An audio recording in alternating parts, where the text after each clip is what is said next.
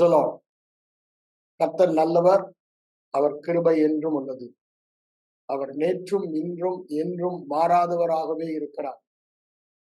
நான் கடந்த 3 நாட்களாக உங்களோடு விசுவாசத்தை குறித்து பகிர்ந்து கொண்டு வந்தேன். கிறிஸ்தவ வாழ்க்கையிலே நாம் அறிந்து கொள்ள வேண்டிய, படித்துக் கொள்ள வேண்டிய, பழக்க வைத்துக் கொள்ள வேண்டிய, வளர்த்து கொள்ள வேண்டிய மிக மிக மிக முக்கியமான ஒரு சத்தியம் என்றால் அது விசுவாச சத்தியம். ஏனென்றால் விசுவாசம் இல்லாமல் கிறிஸ்தவ வாழ்க்கை வாழவே முடியாது. வேதம் தெளிவாய் சொல்லுகிறது. தேவனை பிரியப்படுத்தவே முடியாது. பரலோகத்தில் அங்கீகரிக்கப்படுகிற ஒரே கிரியை விசுவாசம் மாத்திரம்தான். மற்ற எந்த கிரியையும் அங்கீகரிக்கப்படுவதில்லை. ஆகவேதான் நம்ம விசுவாசத்தினால ரட்சிக்கப்பட்டு, விசுவாசத்தினால அவரோடு இணைக்கப்பட்டு, அவருடைய பிள்ளைகளாக, நீதிமானாக, பரிசுத்தவான்களாக அவர் இருக்கிற வண்ணமாகவே இருக்கிறோம். இவை எல்லாவற்றுக்கும் ஒரே காரணம் விசுவாசம் மாத்திரம்தான். ஏன்? எல்லாவற்றையுமே அவர் செய்து முடித்து விட்டார். இப்பொழுது தேவன் நமக்கு வைத்திருப்பதெல்லாம் அதை விசுவாசிப்பது மாத்திரம்தான். பழைய உடன்படிக்கையில செய்ய வேண்டும் என்ற ஒரு நிபந்தனை இருந்தது. thou shall do it, நீ செய்ய வேண்டும் அப்படின்னு. புதிய உடன்படிக்கையில எல்லாமே நான் செய்தேன் என்று சொல்லுகிறார். அவர் நம்ம எதிர்பார்ப்பதெல்லாம் என்னதான்? விசுவாசிப்பது மாத்திரம்தான். Everything for us to believe and nothing for us to do என்றுதான் சிம்பிளா அதை நம்ம சொல்லலாம். ஆனா இவ்வாறு நம்ம சொல்லுகிறபடினால அநேகர் என்ன பண்ணிடுறாங்க, அந்த விசுவாசம் என்ன என்பதை தெரியாதபடினால, அதாவது லீகல் சைட்ல தேவன் எல்லாவற்றுமே சட்டப்பூர்வமாக செய்து நமக்கு தந்து விட்டார். ஏற்கனவே வார்த்தையின் மூலமாக ஆவி மண்டலத்தில் நமக்கு கொடுக்கப்பட்டது. நான் போன வாரம் அதை உங்களுக்கு சொன்னேன். ஆனா ஆவி மண்டலத்தில் கொடுக்கப்பட்டதை எடுத்து அனுபவிப்பதும் அனுபவியாமல் இருப்பதும் அது நம்மை சார்ந்தது. தேவன் ஒருவரையும் கட்டாயப்படுத்த மாட்டார். ஆதாம் ஏவாளையே கட்டாயப்படுத்தலன்னு நம்ம பார்த்தோம்.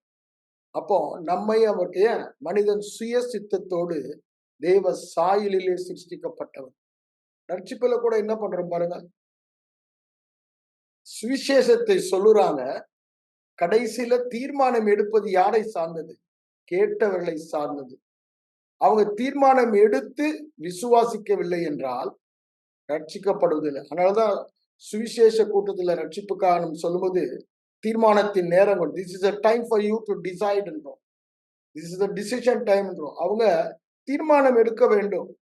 ஆண்டவர் அதே மாதிரிதான் எப்படி ரட்சிப்புல தீர்மானத்தை எடுத்து இருதயத்துல விசுவாசித்து வாயில அறிக்கை பண்ணி ரட்சிப்பை பெற்றுக் கொள்ளுகிறோமோ, அதே மாதிரிதான் கிறிஸ்தவ வாழ்க்கையில எல்லா வாக்குத்தத்தங்களையும் சுதந்திரிப்பது. அதுல எந்தவித சந்தேகமுமே கிடையாது. ஆனா சாதாரணமா என்ன நினைக்கிறோம், நான் என்னுடைய வாழ்க்கையில அப்படிதான் இருந்தேன். நான் இருதயத்துல விசுவாசிக்கிறேன், ஆண்டுடைய வாக்கெல்லாம் உண்மை, சத்தியம், அவர் பொய் சொல்ல மாட்டார். ஆகவே அவையெல்லாம் என் வாழ்க்கையில நிறைவேறணும் என்று நான் எதிர்பார்த்தேன். ஆனா நான் எதிர்பார்த்தது நடக்கல. I was totally disappointed. ஆனா இந்த விசுவாச சத்தியத்தை அறிந்த பிறகுதான் நான் செய்ய வேண்டிய பங்கு விசுவாசிக்க வேண்டும், அதற்கு என்ன செய்ய வேண்டும் என்பதை அறிந்து கொண்டேன். அநேக நேரங்களில ஏதோ ஆண்டவர் தான் நமக்கு சுகத்தை கொடுப்பான்னு சொல்லி நம்ம காத்து கொண்டு இருக்கு. அதுக்கு முன்பாக நான் அப்படிதான் இருந்தேன். ஒரு எக்ஸாம்பிள் சொல்ல வேண்டுமானால், பாண்டிச்சேரியில நான் வேலை செய்து கொண்டு இருக்கும் பொழுது எனக்கு ஸ்பாண்டிலோசிஸ் என்று என் கழுத்துல ஒரு டைட்னஸ், அதாவது கழுத்து இப்படி எப்படி திருப்ப முடியாது, டைட்டா இருக்கும். லெஃப்ட் சைடும் திரும்ப முடியாது, ரைட் சைடும் திரும்ப முடியாது. அந்த சூழ்நிலையில டாக்டர்ஸை போய் பார்த்தேன். அந்த டாக்டர் எங்க சபையிலே உள்ள டாக்டர் தான். அவர் என்ன சொன்னாரு, இது கிரானிக் டிசீஸ், பைல் சொன்ன மாதிரியே தான் சொன்னாரு.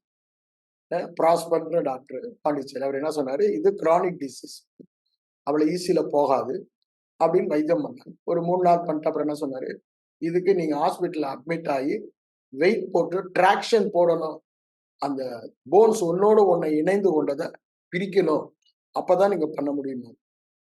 அதுல எனக்கு மனசு இது பண்ணல. ஆனா அந்த வாரம் அந்த வீட்டுல அத மனதோடு கூட வேதத்தை தியானித்துக் கொண்டிருக்கும் பொழுது திடீர்னு யாக்கோபின் புத்தகம் 5ஆம் அதிகாரம் 14, 15, 16 எங்க வாசிக்கும் பொழுது ஒரு வார்த்தையில ஆவியானவரின் இருதயத்துல ஒரு வெளிச்சத்தை கொடுத்தார். சபையில் ஒருவன் வியாதிப்படுவானால் சபையின் மூப்பரை வரவழைப்பானாக. விசுவாசம் உள்ள ஜெபம் பிணியாளியை குணமாக்கும் சொன்னார். அப்போ என்னுடைய இருதயத்துல இந்த ஆவியானவர் என்னோடு பேசுகிற ஒரு உறுதியை தந்தது.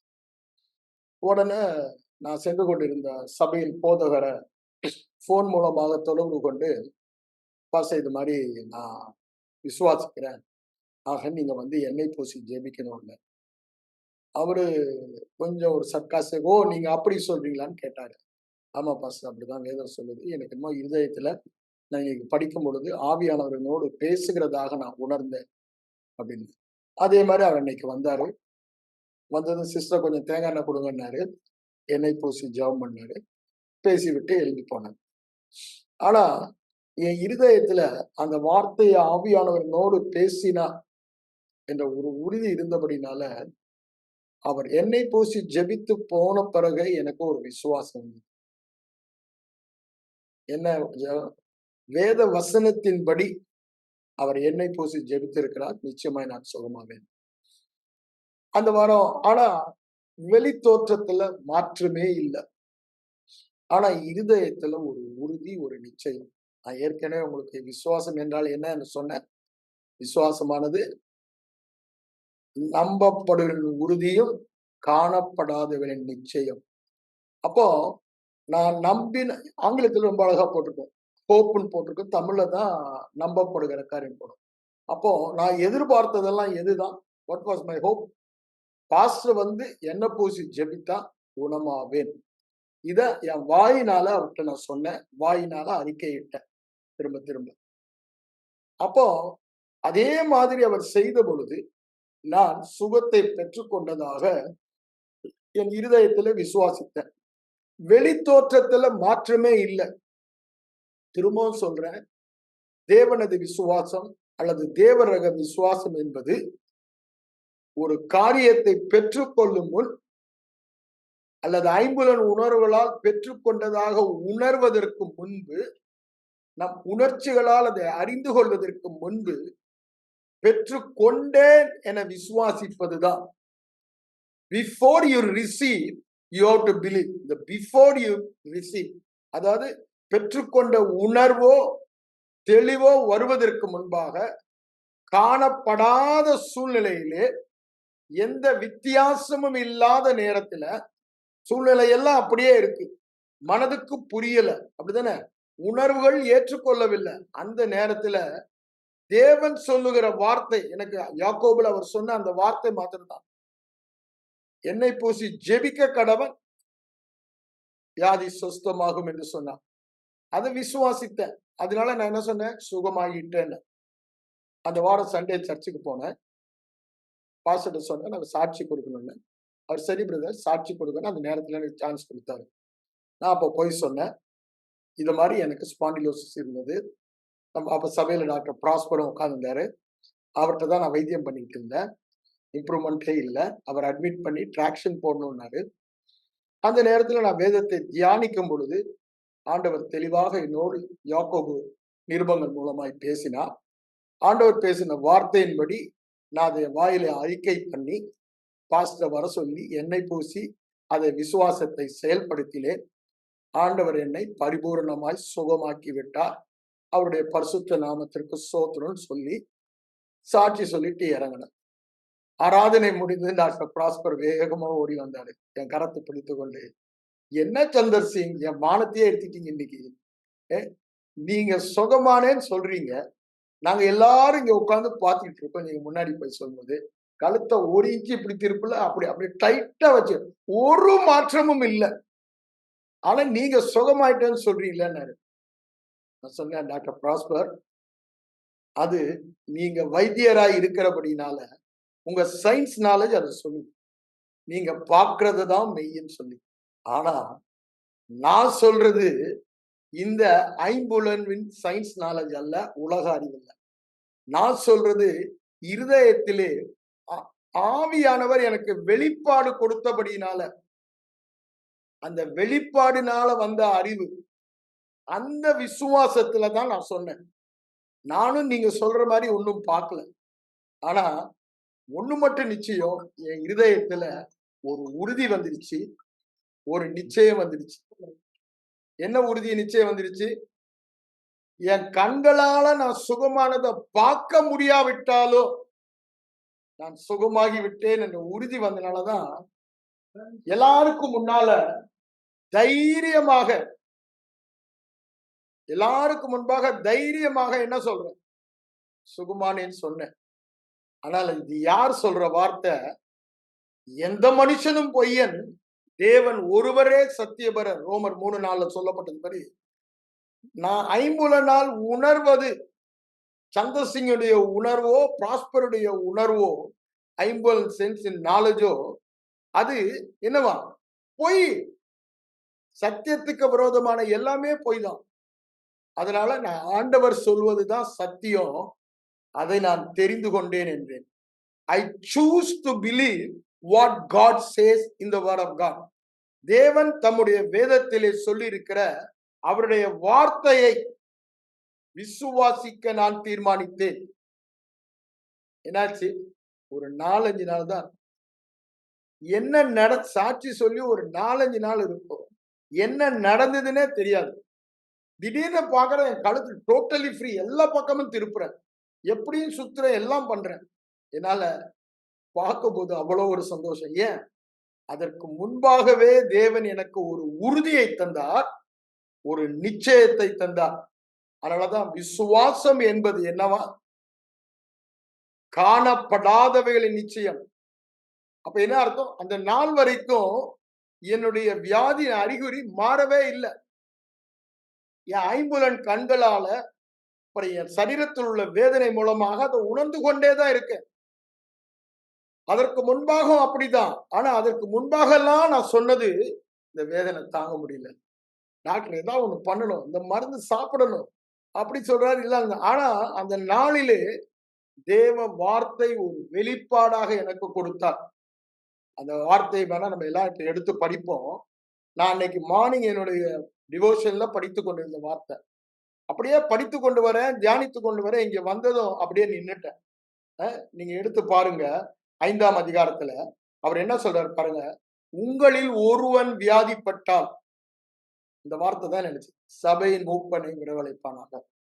அப்போ வியாதிப்பட்டால்னா புது சிருஷ்டி வியாதி இல்லாமல் வாழ வேண்டும். அதுதான் தேவனுடைய பரிபூரண சித்தம். பரலோகத்துல வியாதி இல்ல, பரலோகத்திலும் சித்தம் செய்யப்படுவது போல பூமியிலும் செய்யப்படுவதாக சொன்னாரு. அப்போ பூமியில எனக்கு வியாதி இல்லை, இது தேவ சித்தம். ஆனா இந்த சித்தத்தை அறியாதபடியினால, இல்ல நம்முடைய அறியாமையினால நாம் வியாதிப்பட முடியும். ஆனா வியாதி படும் பொழுது வேத வசனத்தை மாத்திரம், தழும்புகளால் குணமானேன் என்பதை விசுவாசித்து எவ்வாறு ரட்சிக்கப்பட்டமோ அவ்வாறு சுகத்தையும் பெற முடியும். நான் சொன்னேன் என் பைல்ஸ் எக்ஸாம்பிள். ஆனா அது முடியாத சூழ்நிலையில, அந்த வெளிப்பாடு இல்லாத சூழ்நிலையில அவர் என்ன சொல்றாரு? சபையின் மூப்பனை வரவழைப்பானாக என்று சொல்லுகிறார். இது செகண்ட் தான். ஃபர்ஸ்ட் என்ன பண்ணுவான்? நீதிமான் தன் விசுவாசத்தினால் பிழைப்பான் தான் சொல்றாரு. பிழைப்பானா சுகத்தை பெறுவான், வெற்றியை பெறுவான், அப்படிதானே? அவன் ஒரு நன்மையும் குறைவின்றி வாழ்வான், அப்படிதானே? பரலோக வாழ்வை பூமியில அனுபவிப்பான், தேவசாயலை எல்லாமே அவன் சொல்லலாம். அப்ப பாருங்க, இங்க என்ன சொல்றாரு? வரவழைப்பானாக, அவர்கள் கர்த்தருடைய நாமத்தினால் அவனுக்கு எண்ணெய் பூசி ஜெபம் பண்ண கடவன். இத வாசித்ததான் இருதயத்துல ஒரு தேவன் என்னோடு பேசுகிறதை என்னால உணர முடிந்தது. அதனாலதான் நான் பாஸ்டர் போன் பண்ணி வர சொன்னேன். அவர் ஜெபித்தாரு. விசுவாசம் உள்ள ஜெபம் பிணியாளியை ரட்சிக்கும், ரட்சிக்கின்றவர் சொசை, அது குணமாக்கும் என்ற இடத்துல ஒரே வார்த்தை தான் யூஸ் பண்ணப்படுது, சால்வேஷன். அது வந்து சொட்டோரியோ ஆர் சோசோ. இந்த பதம் எல்லா இடங்களிலும் சுகமாக்குவதற்கு, விடுதலை ஆக்குவது, பிசாசின் பிடியில் இருந்து விடுதலை ஆவது, பாவத்திலிருந்து எல்லாத்துக்கும் அதே பதம் தான். ரட்சிக்கும் கர்த்தர் அவனை எழுப்புவார். அப்ப பாருங்க, இந்த வார்த்தையை மாத்திரம் தான் நான் பிடித்துக் கொண்டேன். வேற எதுவுமே நான் செய்யல. விசுவாசம் உள்ள ஜெபம் வரவழைப்பானாக, விசுவாசம் உள்ள ஜெபம் பிணியாளியை குணமாகும். ஆனா சூழ்நிலையில மாற்றம் இல்ல. சூழ்நிலை மாறின பிறகு நான் இப்ப சாட்சி சொல்றேன்னு, இப்ப ஆண்டவர் என்ன சுகமாக்கிட்டான்னு விசுவாசிக்கிறேன்னா, அது பேரு விசுவாசம் அல்ல. அது என்ன? அதுதான் ரோமர் 8:24-25 என்ன சொல்றாரு? காணப்படுகளை நம்பணும். ஏன்பா நம்பணும்? சுகத்தை பெற்ற பிறகு என்னத்துக்குப்பா விசுவாசம்? பெறாத காரியங்களுக்கு தானே விசுவாசம் வேணும். ஆனா மனித மூளை அறிவு என்ன சொல்லுகிறது? உலக விசுவாசம் என்ன சொல்லுகிறது? ஒரு காரியத்தை பெற்றுக்கொண்ட பின் தான் விசுவாசிப்பேன்னு சொல்லுது. அது விசுவாசம் அல்ல. விசுவாசம் என்பது நம்பப்படுகிறவைகளின் உறுதி. அப்படிதானே? எனக்கு என்ன உறுதி வந்தது? நான் ஆங்கிலத்துல சொன்ன மாதிரி, நான் எதிர்பார்த்திருந்த சுகத்தை பெற்று கொண்டேன் என்ற உறுதி வந்தது. அது மாத்திரமா? அதை என் ஐம்புலனால் உணர முடியவில்லை, என் கண்களால் காண முடியவில்லை. அததான் அவர் என்ன சொல்றாரு? காணப்படாதவைகளின் நிச்சயம். இந்த நிச்சயம் உறுதியை தான் நம்ம என்ன சொல்றோம்? விசுவாசம் என்று சொல்லுகிறோம். என்ன நிச்சயம்? என்ன உறுதி? ஒரு காரியத்தை ஐம்புலன் உணர்வுகளால் உணர்ந்து பார்ப்பதற்கு முன்பாக தேவன் சொல்லுகிற வார்த்தையை மாத்திரம் சார்ந்து நான் சுகத்தை பெற்று கொண்டேன் என்று விசுவாசிக்கிற நிச்சயம், அல்லது நான் எதிர்பார்த்த சுகத்தை பெற்று கொண்டேன் என்ற உறுதி, இது வெளிப்பாட்டு அறிவு இருதயத்தில் ஆவியில் வருகிறபடினாலே நமக்கு வருகிறது. அதனாலதான் வேதம் என்ன சொல்லுகிறது? ரோமர் 10:17 விசுவாசம் கேள்வி அப்படின்னா கேட்பதினால் வரும். faith cometh by hearing and hearing cometh by word of God. அப்படின்னு வசனத்தை கேட்பதினால் விசுவாசம் வரும். இதுதான் விசுவாசம் என்பது நமக்கு தெளிவாய் சொல்லுகிறது. அப்போ நம்ம விசுவாசம் எதை சார்ந்தது? தேவனையும் தேவனுடைய வார்த்தையும் சார்ந்தது. அப்படின்னா என்ன அர்த்தம்?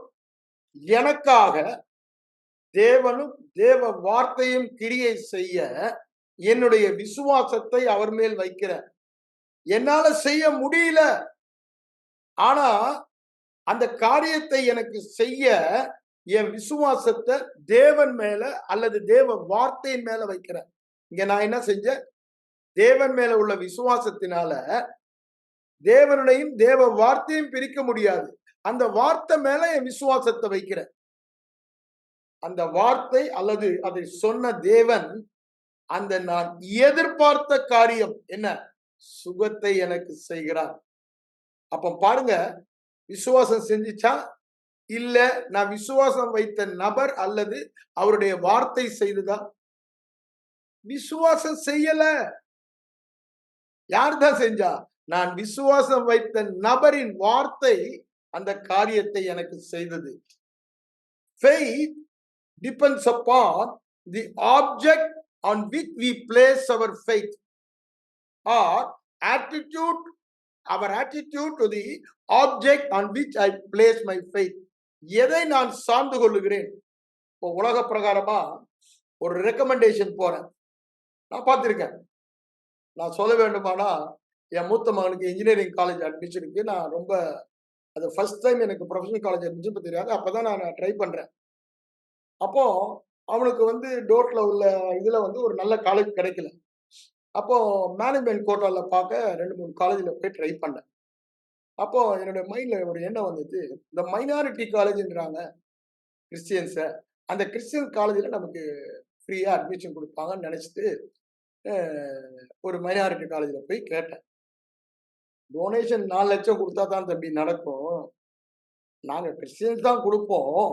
அந்த கிறிஸ்டியன்ஸும் 4 லட்ச ரூபா டொனேஷன் கொடுக்கணும். அப்போ வந்து வருஷத்துக்கு 49,000 ரூபா ஃபீஸ் கட்டணும் அப்படின்னு சொன்னாரு. சரின்னு வந்துட்டேன். இந்த மைனாரிட்டி கமிஷன் சேர்மன் ஒரு பிஷப் இருந்தார். நான் பேரை சொல்ல இஷ்டப்படல. அவருக்கு என்னுடைய ஊழிய தலைவர்கிட்ட இருந்து ஒரு ரெக்கமெண்டேஷன் லெட்டர் வாங்கிட்டு போய் அவரை பார்த்தேன். என்னது ஐயா, இது மாதிரி என் பையனுக்கு நான் ட்ரை பண்றேன் மைனாரிட்டி காலேஜில்.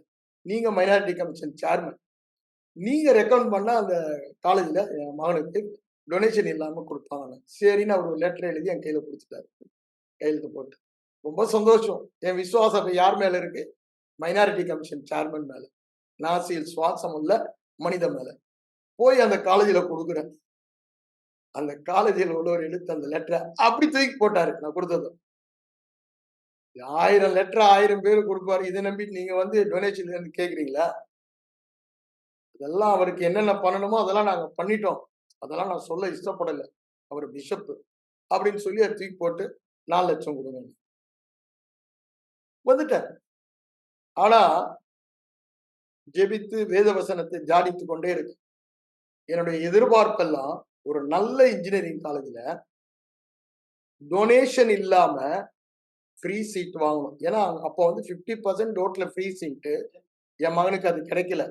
டோட்ல போகும்போது பேமெண்ட் சீட் தான் கிடைச்சிச்சு. ஒரு சாதாரண காலேஜ் தான் சென்னையில கிடைச்சிச்சு. டாப் 10ல கிடைக்கல. இப்ப என் இருதயத்துல விருப்பம், நான் ஆண்டவருடைய பிள்ளை, எனக்கு எல்லாமே பெஸ்டா ஆண்டவர் செய்வார். என் மகனுக்கு ஒரு பெஸ்ட் காலேஜில தான் போடுவேன். உலக மக்கள் மாதிரி நான் டொனேஷன் கொடுக்க மாட்டேன். பேமெண்ட் ஃபீஸ் 49,000 கட்ட மாட்டேன். ஃப்ரீ சீட் 12,000 தான் கட்டுவேன். ஒரு உறுதி. அப்போ ஆண்டவர் எனக்கு ஒரு உறுதியை கொடுத்தாரு. என்ன? நான் தேவனுடைய பிள்ளை, எதை விசுவாசிக்கிறேனோ அதை நான் பெற்றுக்கொள்ள முடியும். God has prepared the best thing for his children. அதிக நன்மையானவரை கொடுப்பது அதிக நிச்சயம். அந்த இதுல போய் திரும்பவும் அவரை பார்த்தேன். திரும்பவும் அதே தான் சொன்னாரு. ஆனா இந்த தடவை நான் என்ன சொன்னேன்? தேவனுடைய வார்த்தையை சொன்னேன். Mister Varghese, Hindustan college of engineering அப்போ டாப் 10ல ஒன்னாரு சென்னையில. மிஸ்டர் வர்கீஸ் அப்படின்னு அவங்க சேர்மனை பார்த்து சொன்னேன், you are giving me a free seat for my son. நீங்க என் மகனுக்கு ஒரு இலவசமான சீட்டை தரீங்க. 12,000 ரூபாய் ஃபீஸ் தான் கட்டுவேன். 49,000 கட்ட மாட்டேன்.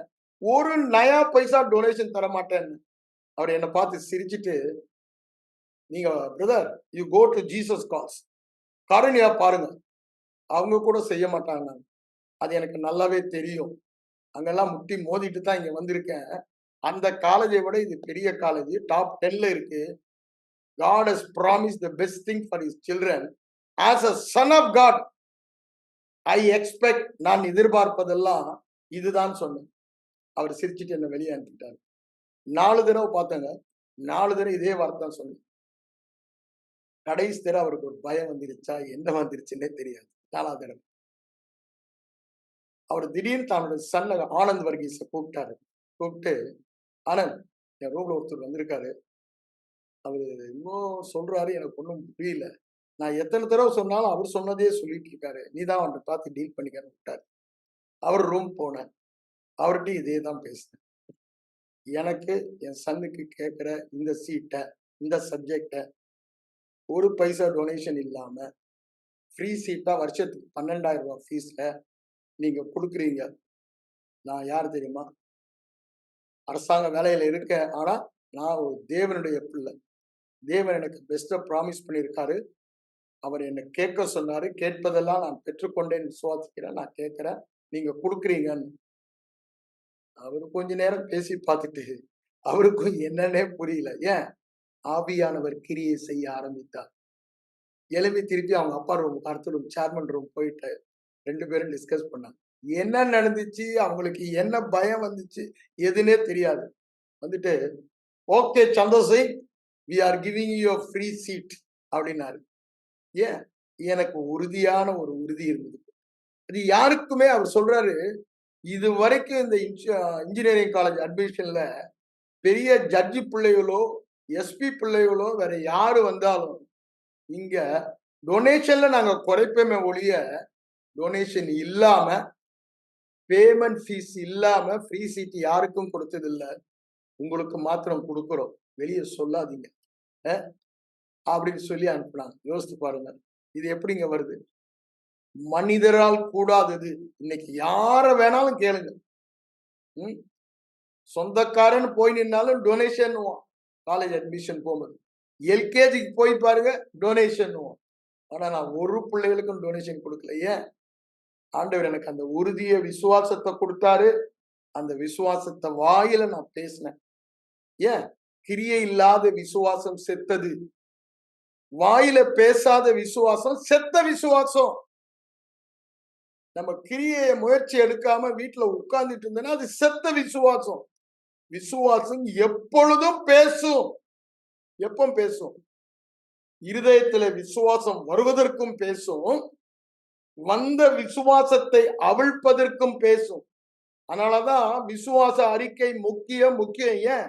விசுவாசம் என்பது விசுவாச அறிக்கை தான்.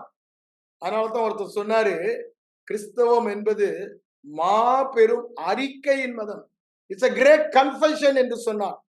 Christianity is a great confession only. அதனாலதான் எபிரேயர் 3:1 என்ன சொல்றாரு? நாம் அறிக்கை பண்ணுகிற பிரதான ஆசாரியரை. ஏங்க, என்னுடைய ப்ரொஃபஷன், ஆங்கிலத்துல ப்ரொஃபஷன் தான் சொல்றது, தமிழ்ல தான் அப்படி போட்டிருக்கு. இந்த whom we profess, யாரை நாம் அறிக்கை பண்ணுகிறோம். what is our profession? Confession only. Our profession is faith. In other words, our profession is confession of word of God, confession of what God says. What is confession? Homo logo. தேவன் சொல்லுவதையே திரும்பி சொல்லுவதுதான் அறிக்கை. அவர் என்ன சொல்றாரு? தழும்புகளால் குணமானேன். இந்த இடத்துல அவர் என்ன சொன்னாரு? சபையின் மூப்பனை வரவழைப்பானாக, விசுவாசம் உள்ள ஜெபம் பிணியாளியை குணமாக்குன்னு அவர் சொல்லிட்டு அதுக்கப்புறம் என்னங்க அப்பீல்? தேவன் சொன்னார், அதோட மேட்டர் செட்டில்டு. அதுல ஆர்கியூமெண்டே இல்லை. ஏன்? he has the final word. விசுவாசம் உள்ள ஜெபம் பிணியாலை சுகமாக்கும் என்றால் சுகமாக்கும். அதுதான் நம்முடைய. அப்படின்னா என்ன அர்த்தம்? ஃபெய்த் என்பது தேவன் சொன்னால் சொன்னதுதான். அதுக அப்படியே நான் ஏற்றுக்கொள்ளுகிறேன். ஏன்? அவர் பொய் சொல்லவே முடியாது. ஏன் அவர் பொய் சொல்ல முடியாது? அவர் விசுவாச தேவன். அப்படிதானே? அவர் God is a God of faith. அப்படிதானே? அவர் பேசுகிற வார்த்தை எல்லாம் விசுவாச வார்த்தை. அவர் விசுவாச வார்த்தை பேசிதான் உலகத்தை சிருஷ்டித்தார். இன்று உலகத்தை அவர் தாங்கி கொண்டிருப்பதும் அந்த விசுவாச வார்த்தையின் வல்லமை. அததான் நம்ம எபிரேயர் 1:3 பாக்குறோம். சிருஷ்டித்ததை ஆதியாகமத்துல பாக்குறோம். அப்போ he is a God of faith. அவர் வாயை திறந்து பேசுறாருன்னா விசுவாச வார்த்தை தான் பேசுவாரு. அதனாலதான் சங்கீதம் 33 என்ன சொல்றாரு? 9ஆம் வசனத்துல, அவர் சொல்ல ஆகும், அவர் கட்டளையிட நிற்கும். அதேதான் நம்மை குறித்து சொல்றாரு. எப்படி? விசுவாச தேவனின் பிள்ளைகளாகிய நாம் சந்தேகப்படாமல் இருதயத்தில் விசுவாசித்து சொல்லப்பட்டவைகள் நிறைவேறும் என்று சந்தேகப்படாமல் விசுவாசித்து பேசினால் அவன் சொன்னபடியே ஆகும். தேவன் விசுவாச தேவன் சொன்னபடியே ஆகும். அவருடைய பிள்ளைகளாகிய நாமும் விசுவாச தேவனின் வித்தை பெற்றவர்கள். நாமும் இருதயத்தில் விசுவாசித்து வாயில் பேசினால் சொன்னபடியே ஆகும் என்று சொல்லுகிறார். அப்ப பாருங்க, அவர் பொய்யுரையாத தேவன். ஏனென்றால் அவர் எது சொன்னாலும் அது அப்படியே நிறைய அவர் விசுவாசத்துல தான் பேசுகிறார். இந்த வார்த்தை எல்லாம் தேவன் நம்மோடு அவருடைய விசுவாச வார்த்தையாக கொடுத்து இருக்கிறார். அவருடைய விசுவாசம் தான் நம்முடைய விசுவாசம். அப்ப எப்படிங்க நம்ம விசுவாசம் செயல்படும்? அவருடைய வார்த்தையை பேசும்போதுதான். அதுதான் கிறிஸ்தவ வாழ்க்கையின் சாராம்சமே. அப்ப பாருங்க, இங்க நான் எதிர்பார்த்த இந்த 2 சாட்சி உங்களோட சொன்ன நினைப்போம். இந்த 2 சாட்சியிலும் பாருங்க, விசுவாசத்தினுடைய டெபினிஷன் என்ன? நான் எதிர்பார்த்தது எதை சார்ந்ததாய் இருந்தது? தேவனுடைய வார்த்தை. தேவன் தம் பிள்ளைகளுக்கு எப்பொழுதும் சிறப்பானதை தருகிறார். ஆம், நேர்த்தியான சுதந்திரம், சிறப்பான இடங்களில். அப்படித்தானே சங்கீதக்காரன் சொல்றான் 16ஆம் சங்கீதத்துல. எஸ், அப்போ சிறப்பான இடத்தில் தான் தேவன் நமக்கு வைத்திருக்கிறார். இருக்கிறதுல பெஸ்ட். அப்படித்தானே? ஆனா கிறிஸ்தவ வட்டாரத்துல என்ன பண்ணிட்டாங்க? பாரம்பரியத்தினால, ஒரு தரித்திர மனப்பான்மையில ஏதோ ஏதோ அப்படி இந்த பிச்சைக்கார மென்டாலிட்டியில வச்சுட்டாங்க. கிடைச்சா போதும். ஏதாவது ஒரு இன்ஜினியரிங் காலேஜ்ல அட்மிஷன் கிடைச்சா போதும். என் பையனையும் no brother. We always aim at the best thing. Why? We are the children of the Almighty God who owns everything. எல்லாம் அவருக்கு சொந்தமானது. அவருக்குரியதெல்லாம் எனக்கு சொந்தமானது. அப்போ அது என்னுடைய பிறப்புரிமை. It is my right. அந்த உரிமை தான் நான் அன்னைக்கு அதிகாரத்தோடு பேசினேன். ஆனா அவங்க மனதில் என்ன நினைச்சுன்னு எனக்கு தெரியாது. பைத்தியம் தான் என்ன முதல்ல அவர் நினைச்சாரு. திரும்ப திரும்ப ஆளை கூட்டி ஒரு வெளியே அனுப்புன்னு தான் சொன்னாரு. ஆனா எவ்ரி டைம் நான் போகும்போது அவர் டொனேஷன் 4 லட்சம் எடுத்துட்டு வந்துட்டு நினைப்பாரு. திரும்ப அதே வார்த்தை சொல்லுவாரு, ஒரு நயா பைசா கொடுக்க மாட்டேன். ஆண்டவர் எனக்கு சொல்லியிருக்காரு, நீங்க கொடுக்குறீங்க, கொடுங்கன்னு கெஞ்சதுனே இல்லை. யூ ஆர் கிவிங் மிஸ்டர் வர்கீஸ்னே சொல்லுவார். எங்கங்க அந்த விசுவாசம்? ராஜாவின் வார்த்தை எங்கு உண்டோ அங்கு அதிகாரம் உண்டு. பிரசங்கி சொல்றாருல்ல, ராஜாவின் வார்த்தை. யாரு நான்? நீங்களோ என்ன சொல்றாரு? 1 பேதுரு 2:9 ஆச்சரியமான ஒளிநடத்துக்கு வரவேற்ற புண்ணியங்களை அறிவிக்கும்படி ராஜரீக ஆசாரிய கூட்டம். அப்போ ராஜாவின் வார்த்தையில் அதிகாரம் உண்டு. 100க்கு அதிபதி அதை நல்லாவே தெரிஞ்சு வச்சிருந்தான். மத்த 8ஆம் அதிகாரத்துல பாக்குறோம். அவன் என்ன சொல்றான்? ஆண்டவர் சொல்றாரு, நான் வந்து அவனை சுகமாக்குவேன். இவன் என்ன சொல்றான்? வேணாம், நீங்க ராஜா. அவனுக்கு என்ன தெரியுது? அவர் மேசியா என்று, அவருக்கு வியாதிகளின் மேல் அதிகாரம் உண்டு என்பது தெரிகிறார். அதை நீங்க ஒரு வார்த்தை சொல்லும் என்று சொல்லுகிறார். ஆண்டவர் கூட அவனுடைய விசுவாசத்தை மெச்சிக்கொண்டார். ஏன்? எப்படி அவன் விசுவாசத்தை கண்டுபிடிச்சாரு? அவன் வாயின் வார்த்தையினால். இன்னைக்கு நம்முடைய விசுவாசம் எதன் மூலம் வருகிறது? வாயின் வார்த்தையின் மூலமாக தான். ஆண்டவருடைய விசுவாசத்தை எப்படி நம்ம தெரிகிறோம்? விசுவாச தேவன் அவருடைய வாயின் வார்த்தை தான் வேத புத்தகத்தில் எழுதப்பட்டுள்ளது. அதுதான் அவருடைய விசுவாசம். அந்த விசுவாசம் தான் நம்ம விசுவாசமா இருக்கணும். அப்ப அந்த விசுவாசம் நம்ம விசுவாசமா இருக்கணும்னா இதுக்கு நீங்க ஸ்ட்ரகிள் பண்ணவே வேண்டாம். அந்த வார்த்தையை எடுத்து நம்முடைய வாயில வைத்து பேசி காதுல கேட்டு இருதயத்துக்குள்ள அனுப்பும் பொழுது அது இருதயத்துல வெளிப்பாடாக ஆவியானவர் கொடுக்கிறார். அப்ப திரும்பவும் அதை நாங்க வாயில பேசும்போது அது தள்ளுண்டு போகிறது, அல்லது அந்த காரியம் அப்படியே நடைபெறுது, சொன்னபடி ஆகிறது. அதனாலதான் சொல்றோம், விசுவாசத்துக்கு தேவ வார்த்தை மிகவும் அவசியம். தேவ வார்த்தை எனக்காக செயல்படுகிறது. வேற எது எனக்காக செயல்படல, தேவ வார்த்தை தான் எனக்காக செயல்படுது. நான் முதல்ல போய் ஒரு பிஷப் மேல நம்பிக்கைய விசுவாசத்தை வைத்தேன். அப்படியே மூஞ்சில கறி பூசிட்டு வந்துட்டேன். அதுக்கப்புறம் நல்ல ஒரு பாடத்தை கற்றுக்கொண்ட பின்பு தேவனையே சார்ந்து கொண்டு வேதத்தையே தியானித்து வேதத்தையே அறிக்கை செய்து வந்தேன். சிறப்பான இடங்களில் எனக்கு சுதந்திரம்.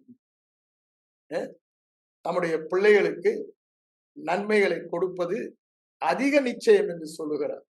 நன்மையான எந்த ஈவும் பூரண வரமும் ஜோதிகளின் பிதாவினிடத்திலிருந்து வருகிறது என்றார். அப்போ நன்மை எனக்கு வர வேண்டுமானால் நன்மையை என் வாயினால் பேச வேண்டும். அது சங்கீதக்காரர் ரொம்ப அழகா சொல்லுவோம். 103ஆம் சங்கீதத்துல பாருங்க, வரிசையா சொல்லிட்டு நாத்துமாவே மறவாதேன்னு ஒண்ணா கடைசி 5ஆம் வசனம் வந்து என்ன சொல்றாரு? என் வாயை நன்மையினால் திருப்தியாக்கி. என்ன சொல்றாரு? என் வாயை நன்மையினால் திருப்தியாக்கி கழுகுக்கு சமானமாய் என் வயது திரும்ப வாழ்வது போல ஆக்கிறார். ஆங்கிலத்தில் ரொம்ப தெளிவாகும். He satisfy my mouth with good things. What is good things? God's word. He satisfy my mouth with God's word. அப்படின்னா என் வாயை நன்மையினால் திருப்தி ஆக்குகிறார் என்றால் தேவ வார்த்தையினால் திருப்தி ஆக்குகிறார். அப்படின்னா என்ன? என் வாயில தேவ வார்த்தை தான் காணப்படும். வேற எது பேசினாலும் எனக்கு திருப்தி ஏற்படாது. தேவ வார்த்தை, அப்போ தேவ வார்த்தை தவிர எதுவும் பேச மாட்டேன். அது சொல்றாரு, God satisfy my mouth with good things. That is word of God. So that என்ன அழகா சொல்றாரு பாருங்க. சோ தட் தமிழ்ல திருப்தி ஆக்கி, அதனாலங்கிற ஒரு இடம் வரலாங்க. திருப்தி ஆக்கி அதன் மூலம் அதனால அப்படி இல்லாம திருப்தி ஆக்கி அதை செஞ்சு இதை செய்யறான்னு தான் சொல்லிருக்கு. இங்க ரொம்ப தெளிவா சொல்றாரு, அப்படிதானே? சோ தட் அதன் மூலமாக உன் வயது வாழ வயது போலாகும் என்று சொல்ல, திரும்ப யூ பிகேம் யூத். அப்ப பாருங்க, சீக்ரெட்டே எங்கதான் இருக்கு? இந்த நன்மையை வாயில வைக்கிறது தான், அப்படிதானே?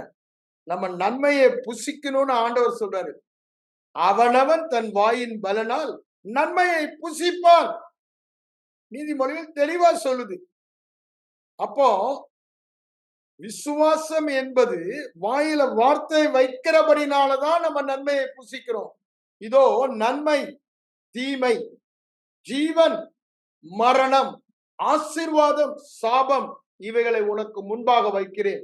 உபாகமம் 30 அதிகாரம் 15 19 வரைக்கும் வாசித்து பாருங்க. Deuteronomy 30 from verse 19 to 15 to 19 படிச்சு பாருங்க. ரொம்ப தெளிவாய் சொல்லப்பட்டுள்ளது. ஆனா நான் என்ன பண்ணோமா, நாம் தான் தெரிந்து கொள்ள வேண்டும். எதை நான் வாழப் போகிறேன் என்பதை நான் தெரிந்து கொள்ள வேண்டும். மரணத்தையா ஜீவனையா, நன்மையா தீமையா, ஆசீர்வாதமா சாபமா, அதை சொல்லிட்டு தான் ஆண்டவர் சொல்றாரு, ஜீவனை தெரிந்து கொண்டாரு. எதுங்க ஜீவனு? தேவனுடைய வார்த்தையில தான் ஜீவன் இருக்கு. எதுங்க மரணம்? இந்த வார்த்தைக்கு புறம்பாய் பேசுகிறதெல்லாம் மரணம். தேவ வார்த்தையில தான் ஆசீர்வாதம் இருக்கு. இந்த வார்த்தைக்கு புறம்பாய் பேசுகிறதெல்லாம் சாபமான வார்த்தை. அதனாலதான் யாக்கோபு 3 என்ன சொல்றாரு? வாயிலிருந்து ரெண்டும் புறப்பட முடியாதுப்பா, ஆசீர்வாதமும் சாபம்ன்றாரு. அதுதான் தெளிவா. அப்புறம் அடுத்தது என்ன சொல்றாரு? மரணம், ஜீவம், ஆசீர்வாதம், சாபம், நன்மை, தீமை. தேவனுடைய வார்த்தை தான் நன்மை. என்ன நன்மையான எந்த வரமும், எந்த ஈவும் பூரணமான வரமும், அப்படித்தானே? யாக்கோபு 1:17 சொல்றார். ஜோதிகளின் பிதாவினிடத்திலிருந்து நமக்கு வருகிறது. ஜோதிகளின் பிதா என்ன பண்றாரு? வார்த்தை தான் அனுப்புகிறாரு. எந்த ஒரு காரியத்தையும் அவர் பேசாமல் செய்வதில்லை. அவர் என்ன சொல்லுகிறாரோ அதை தான் செய்வார். அப்போ நன்மையானது என்ன? அவருடைய வார்த்தை நமக்கு வருகிறது. அவருடைய வார்த்தை பனி போல நமக்கு இறங்குகிறது. அவர் ஒரு விசை சொன்னால் 2 விசை நான் கேட்கிறேன். ஏன்? திரும்பவும் அதை நான் சொல்லுகிறேன். till it goes to my heart. அப்போ தேவ வார்த்தை தான் நன்மையான ஈவு. அந்த வார்த்தையில எல்லா நன்மையும் அடங்கி இருக்கிறது. தேவ வார்த்தை தான் ஜீவன், தேவ வார்த்தை தான் ஆசீர்வாதம். அதனாலதான் நீதிமொழிகள் 18:27 என்ன சொல்றாரு? மரணமும் ஜீவனும் நாவின் அதிகாரத்தில் இருக்கிறது. அதை விரும்புகிறவர்கள் அதன் பலனை புசிப்பார்கள்.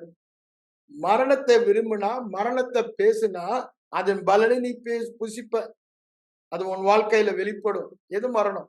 தரித்திரம், வியாதி, குறைவு, தோல்வி, எல்லாமே எதுல வந்துடுது?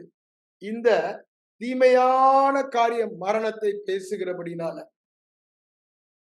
அதே இது மாறாக நன்மை என்னங்க? ஜீவன் என்னங்க? தேவனுடைய வார்த்தை. அது நாவின் அதிகாரத்தில் இருக்கிறது. அதனாலதான் அவனவன் தன் நாவின் பலனால் நன்மையை புசிப்பான். ஆண்டவர் கூட என்ன சொல்றாரு? என்னாகமோ 14 அதிகாரம் 28 வசனத்துல என்ன சொல்றாரு? என் காது கேட்க நீங்க என்னடா சொன்னீங்க? இஸ்ரவேல் ஜனங்களை பார்த்து சொல்றாரு. அந்த 10 பேர் கொண்டு வந்த தவறான வார்த்தையினால, ஈவில் ரிப்போர்ட், பொல்லாத மனிதர்கள் பொல்லாத வார்த்தைகளை பேசினாங்க. ஆண்டவருடைய காது அதை கேட்டது. உடனே சொல்றாரு, என் காது கேட்க என்ன சொன்னீங்க? நாங்கள் செத்தான் நலமாய் இருப்போம். அங்க கல்றை இல்லைன்னா எங்களை இங்க வனாந்திரத்துக்கு கொண்டு வந்தேன். நீங்க என் காது கேட்க நீங்க சொன்னபடியே, நீ பேசினபடியே, நீ என்ன பேசின அப்படியே உனக்கு ஆகும் என்றார். நல்லா யோசித்து பாருங்க. ஏங்க இருதயத்துல விசுவாசித்தது வாயில பேசுறோம், அது அப்படியே ஆகும்ன்றார். அததான் மத்தேயிலையும் சொல்றாரு பாருங்க. மத்தேயு 12 அதிகாரத்துக்கு பாருங்க. அங்க என்ன சொல்றாரு பாருங்க. மத்தேயு 12:35 37 வாசித்தீங்கன்னா அங்க அதே தான் சொல்றாரு. நல்ல மனிதன் என்ன பண்றானா, தன்னுடைய அதை எடுத்துக்கொள்ளுங்க, நான் வாசிக்கிறேன். அதை எப்படி வாசிக்கிறேன், நான் ஓவரா சொல்ல இஷ்டப்படல. விரியன் பாம்பு குட்டிகளே, நீங்கள் பொல்லாதவர்களாய் இருக்க நலமானவைகளை எப்படி பேசுவீர்கள்? இருதயத்தின் நிறைவினால் வாய் பேசும். நல்ல மனுஷன் என்னவா, இருதயமாகிய நல்ல பொக்கிஷத்தில் இருந்து. யாருங்க நல்ல மனுஷன்? தேவனுடைய வார்த்தை இருதயத்தினால் நன்மையான காரியங்களால் நிரப்புகிறோம். நன்மையான வார்த்தையினால் நிரப்புகிறோம். நல்லவைகள் எது? வேத வார்த்தைகளை எடுத்து காட்டுகிறான். பொல்லாத மனுஷன், பொல்லாத பொக்கிஷம் என்னங்க? மரணம், தீமை, சாபம். இதையே வாயில பேசுறது. செத்தா நல்லது, நான் செஞ்சா வாய்க்காது, எனக்கு ஒண்ணுமே ராசி இல்லை, எனக்கு அது நடக்காது, மீதி பேருக்கு நடக்கும். இதெல்லாம் மரணத்தை பேசுகிறது. அதான் பொல்லாத மனுஷன். தேவ வார்த்தை சொல்லுது, நீ செய்வதெல்லாம் வாய்க்கும். ஒருவேளை நான் செய்யறது வாய்க்காம இருக்கிறது என் கண்களால நான் காண முடிஞ்சாலும் அதை பேச மாட்டேன். எதைதான் பேசுவேன்? ஆண்டவர் சொல்றாரு, நீ கையிட்டு செய்யற வேலையெல்லாம் ஆசீர்வாதம். உன் கைகளின் பிரயாசத்தை நீ சாப்பிடுவாய். நீ எது செய்தாலும் அது ஆசீர்வாதம். ஏன்? நான் அதை ஆசீர்வதிக்கிறேன். அதனால அதை தான் நம்ம பேசணும். இப்படி நடந்துருமோ அப்படி நடந்துருமோ நான் பயமா. ஆண்டவர் என்ன சொல்றாரு? நீ அப்படி பெய்ய உனக்கு நன்மைதான் நடக்கும்ன்றாரு. ஜீவனுள்ள நாளெல்லாம் நன்மை கிருபை உன்னை தொடரும். பாக்கியமும் நன்மையும் உனக்கு உண்டாயிருக்கும். ஒரு நன்மையும் உனக்கு குறைபடாது. ஜீவனுள்ளோர் தேசத்திலே நன்மையை காண்பேன் என்று நான் விசுவாசிப்பேன். அப்படிதான் தாவீது சொல்றான். சூழ்நிலை பார்த்து அவன் நன்மையை காண்கிற மாதிரியே இல்லை. சவுலால விரட்டப்படுகிறான். ஆனா அவருடைய விசுவாசம் என்ன? நன்மையை காண்பேன், நன்மையை காண்பேன். என்ன? ஒரு தீங்கும் அணுகாதுன்னு உறுதியா இருந்தான். அதுதான் அவனுடைய விசுவாசமா இருந்தது. அதனாலதான் இங்க என்ன சொல்றாரு? பொல்லாத மனுஷன் நல்ல மனுஷன். என்ன பொக்கிஷமா? ஒண்ணு வேத வசனமாகிய நல்ல பொக்கிஷம் இருதயத்தில் இருக்கணும். அதற்கு விரோதமான காரியங்கள் இப்ப என்ன ஆயிடுச்சு? சபையில பாரம்பரியங்களால நிரப்பப்பட்ட போதகத்தினால அதுதான் இருதயத்தை நிரப்புகிறது. போதகத்துக்கு உலகத்தில் உள்ள எல்லா காரியங்களையும் கேட்டு கேட்டு அது இருதயத்தை நிரப்புகிறது. அதை சொல்லிட்டு தான் சொல்றாரு 36ல, மனுஷன் பேசும் வீணான வார்த்தைகளை கொடுத்து நியாய தீர்ப்பு நாள் கொடுக்கணும்னு சொல்லிட்டு, இதுதான் நான் வாசிக்க வந்த வசனம் 37 பாருங்க. உன் வார்த்தைகளினாலே நீதிமான் என்று தீர்க்கப்படுவாய், அல்லது உன் வார்த்தைகளினாலே குற்றவாளி என்று தீர்க்கப்படுவாய். இன்னொரு சொல்லப்போனா, உன் வார்த்தையினாலே நீ நீதிமான் பரிசுத்தவான் என்று தீர்க்கப்படுவாய், உன் வார்த்தையினாலே பாவி என்று தீர்க்கப்படுவாய். உன் வார்த்தையினாலே சுகமுள்ளவன் வியாதிக்காரன் என்று தீர்க்கப்படுவாய், ஐஸ்வர்யவான் அல்லது தரித்திரன் என்று தீர்க்கப்படுவாய். நீ ஜெயமுள்ளவன் இல்லது தோல்வியுள்ளவன் என்று எல்லாம் எதனால? உன் வார்த்தை தான். ஆனா நம்மலாம் என்ன நினைக்கிறோம்? அவர் செய்ய நினைத்தது தடைபடாது. அப்படித்தானே? இது நடக்குமோ அது நடக்கும். அவர் என்ன சித்தமோ அவர் செய்வார். முட்டாள்தான். வேதம் அப்படி சொல்லல. ஏன்? அவருடைய சித்தம் பரலோகத்தில் செய்யப்படுவது போல பூமியில், பரலோகத்தை பூமியில் வாழ வேண்டும் என்பது அவருடைய பரிபூர்ண நன்மையான சித்தம். அப்படித்தானே? அது அந்த சித்தத்தினால நம்முடைய எண்ணம் மாற்றப்பட வேண்டும். அந்த சித்தத்தை நம்முடைய வாழ்க்கையில வெளிப்படுத்த வேண்டும். இது அவருடைய திட்டம். ஆனா இவன் ஒண்ணுமே செய்யாம எது நடக்குமோ அது எனக்கு அன்றியும் அவருடைய தீர்மானத்தின்படி அழைக்கப்பட்டவனா அப்படின்னு உட்கார்ந்துட்டே இருப்பாங்க. ஆனா அவங்க என்ன சொல்றது? சகலமும் நன்மை. அப்ப என்னுடைய எதிர்பார்ப்பு என்ன? எனக்கு சகலமும் நன்மைக்கு எதுவாக தான் நடக்கும், தீமையே எனக்கு ஏற்படாது. அப்படித்தானே? வாதை என் கூடாரத்தை அணுகாது, பொல்லாப்பு நேரிடாது, தீமைக்கும் தீங்குக்கும் நான் தூரமாவேன். எப்பங்க தீமைக்கும் தீங்குக்கும் தூரமாகும்? எப்பங்க வியாதிக்கும் தரித்திரத்துக்கும் தூரமாகும்? எப்பங்க சாபத்துக்கும் மரணத்துக்கும் தூரமாகும்? இந்த வாயில அந்த வார்த்தைகளை தூரப்படுத்தினார். தூரப்படுத்தணும். அததான் பாருங்க, நீதிமொழிகள் 4வது அதிகாரத்துக்கு பாருங்க. அங்க என்ன சொல்றாரு பாருங்க. 24ஆம் வசனம். அவரு என் மகனே என் வார்த்தையில கவனின்னு ஆரம்பிச்சு சொல்லிட்டே வராருல. 24ஆம் வசனம் வரும்போது என்ன சொல்றாரு? என் வார்த்தையில பேசாம பேசுகிற வார்த்தை எல்லாம் தாறுமாறுதான், மாறுபாடுதான் சொல்லிட்டு என்ன சொல்றாரு? வாயின் தாறுமாறுகளை உன்னை விட்டு அகற்று. எதை அகற்றணுமா? வேத வசனத்துக்கு புறம்பா பேசுறது நீ அகற்றணும். நீ வேத வசனத்துக்கு புறம்பா பேசிட்டு நன்மை எனக்கு நடக்கலையா பிரதர், உங்களுக்கு மட்டும் நடக்குதுன்னு சொன்னா அது எப்படி நடக்கும்? ஆண்டவர் சொல்லிட்டார்ல, உன் வாயின் வார்த்தையினால் நீ தீர்க்கப்படுவாய். அவன் சொன்னபடியே ஆகும். என் காது கேட்க நீங்க என்ன சொன்னீங்களோ அதுதான் நடக்கும். உங்க வாய் தாறுமாறும் மாறுபாடும் பேசிக்கும். மாறுபாடுன்னு என்ன? வேத வசனத்துக்கு மாறான காரியங்கள் தாறுமாறா பேசுறது வாயில. வாயில ஒரு கண்ட்ரோலே கிடையாது. சங்கீதக்காரன் என்ன சொல்றான்? என் வாயிலே காவல் வையும். என் வாயிலே காவல். சத்துரு இருக்க வரையும் நலமானதை நான் பேசலன்றாரு. வாயில கடிவாளத்தை போட்டு மூடிக்கிறான். ஏன்? நான் தவறானதை பேசி சத்துரு அதை பிடித்துக் கொண்டு எனக்கு விரோதமாய் கிரியை செய்யாதபடி. வேத வசனத்தை 39ஆம் சங்கீதம் முதல் 3 வசனத்தை அங்க வாசித்து பாருங்க. அங்க சொல்லுவோம், இருதயத்துல தியானிக்கிற, இருதயத்துல அனல் வந்த பிறகுதான் வாயை திறக்கிறேன். சும்மானா ஆண்டவர் சமத்துல போயிட்டு, ஆண்டவரே எனக்கு இப்படி இருக்கு, அப்படி இருக்கு, அப்படி இருக்கு, இப்படி இருக்கு, பார்க்க மாட்டீங்களா, இறங்க மாட்டீங்களா? அது பிசாசுக்கு ரொம்ப கொண்டாட்டம். அதனாலதான் என்ன சொல்றான், நான் அதை பேச மாட்டேன், என் சூழ்நிலைய சொல்ல மாட்டேன், நான் வாய நலமானதை கூட பேச மாட்டேன், மூடிட்டு இருப்பேன். வேத வசனத்தில் என் சூழ்நிலை குறித்து என்ன சொல்லுகிறது அதை தியானிப்பேன். தியானிக்கும் பொழுது இருதயத்தில் அனல் முடுது. என்ன? வெளிப்பாடு, வெளிச்சம் உண்டாகும்.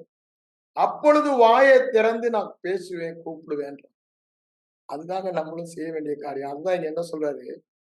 நீ வியாதியை தூரப்படுத்த வேண்டுமானால், அப்படிதானே? தரித்திரத்தை தூரப்படுத்த வேண்டுமானால், குறைவை தூரப்படுத்த வேண்டுமானால், சாபத்தை தூரப்படுத்த வேண்டுமானால், தீமை உனக்கு நேராதபடி தூரப்படுத்த வேண்டுமானால், வாயில தான் இருக்கு. வேற எங்கேயுமே இல்ல. The secret is in your mouth only. The secret of your success or defeat is in your mouth. நீ ஜெயிப்பதும் தோப்பதும் உன் வாயில தான் இருக்கு. நீ என்ன பேசுறியோ அதுதான் விசுவாசம். உன் பேச்சுக்கு மிஞ்சி உன் விசுவாசம் இருக்க முடியாது. உன் வாயின் அறிக்கைக்கு மிஞ்சியோ குறைஞ்சோ உன் விசுவாசம் இருக்க முடியாது. உன் விசுவாசத்தின் அளவு உன் வாயின் பேச்சின் அளவு. ஆண்டவர் சொல்றாரு, உன் விசுவாசத்தின்படியா. ஏன்? அது பிரமாணம். விசுவாசம் என்பது ரோமர் 3:27 சொல்றாரு.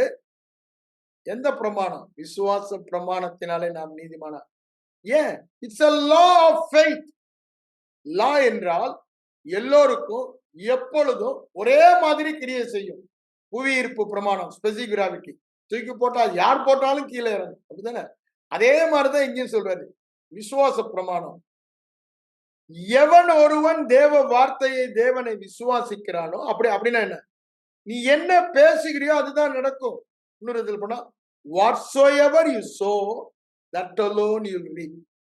நீ எந்த வகையான விதையை விதைக்கிறியோ அந்த வகையான அறுப்பை தான் பண்ணுவ. மாங்கொட்டையை விதைச்சா மாம்பழம் தான். அப்ப ஆப்பிள் அங்க எதிர்பார்க்க முடியாது. எதை விதைக்கிறோம்? தவறான சாபத்தை விதைத்தோம்னா சாபத்தை தான் அறுப்போம். மரணத்தை பேசினா மரணத்தை தான் அறுப்போம். வாழ்க்கையில வெளிப்படும். இன்றைக்கு நாம் இருக்கிற நிலைமைக்கு காரணம் நேற்று நாம் பேசின விசுவாச வார்த்தைகள். ஏங்க, மனிதன் இருதயத்தை நிறைவினால் வாய் பேசு நீங்க படிச்சோம். அதுதானே வேதவசனம் சொல்லுது. அதனாலதான் அவர் என்ன சொல்றாரு? இந்த வாயில தாறுமாறியும் மாறுபாடி நீ அகற்றலனா இருதயத்துல என்னதான் இருக்கும்? தாறுமாறும் மாறுபாடுதான் இருக்கும். அதுதான் உன் விசுவாசமாக பேசுவ. அப்போ உன் வாழ்க்கை தாறுமாறாதான் இருக்கும், வசனத்துக்கு மாறாதான் இருக்கும். ஐயோ, வசனம் சொல்லுது பொல்லாப்பு உனக்கு நேரிடாது, வாதை உன் கூடாரத்தை அணுகாதுன்னு. ஆனா எனக்கு வாதை அணுகுது, பொல்லாப்பு நேரிடுதுன்னா காரணம் உங்க வாய், என்னுடைய வாய்.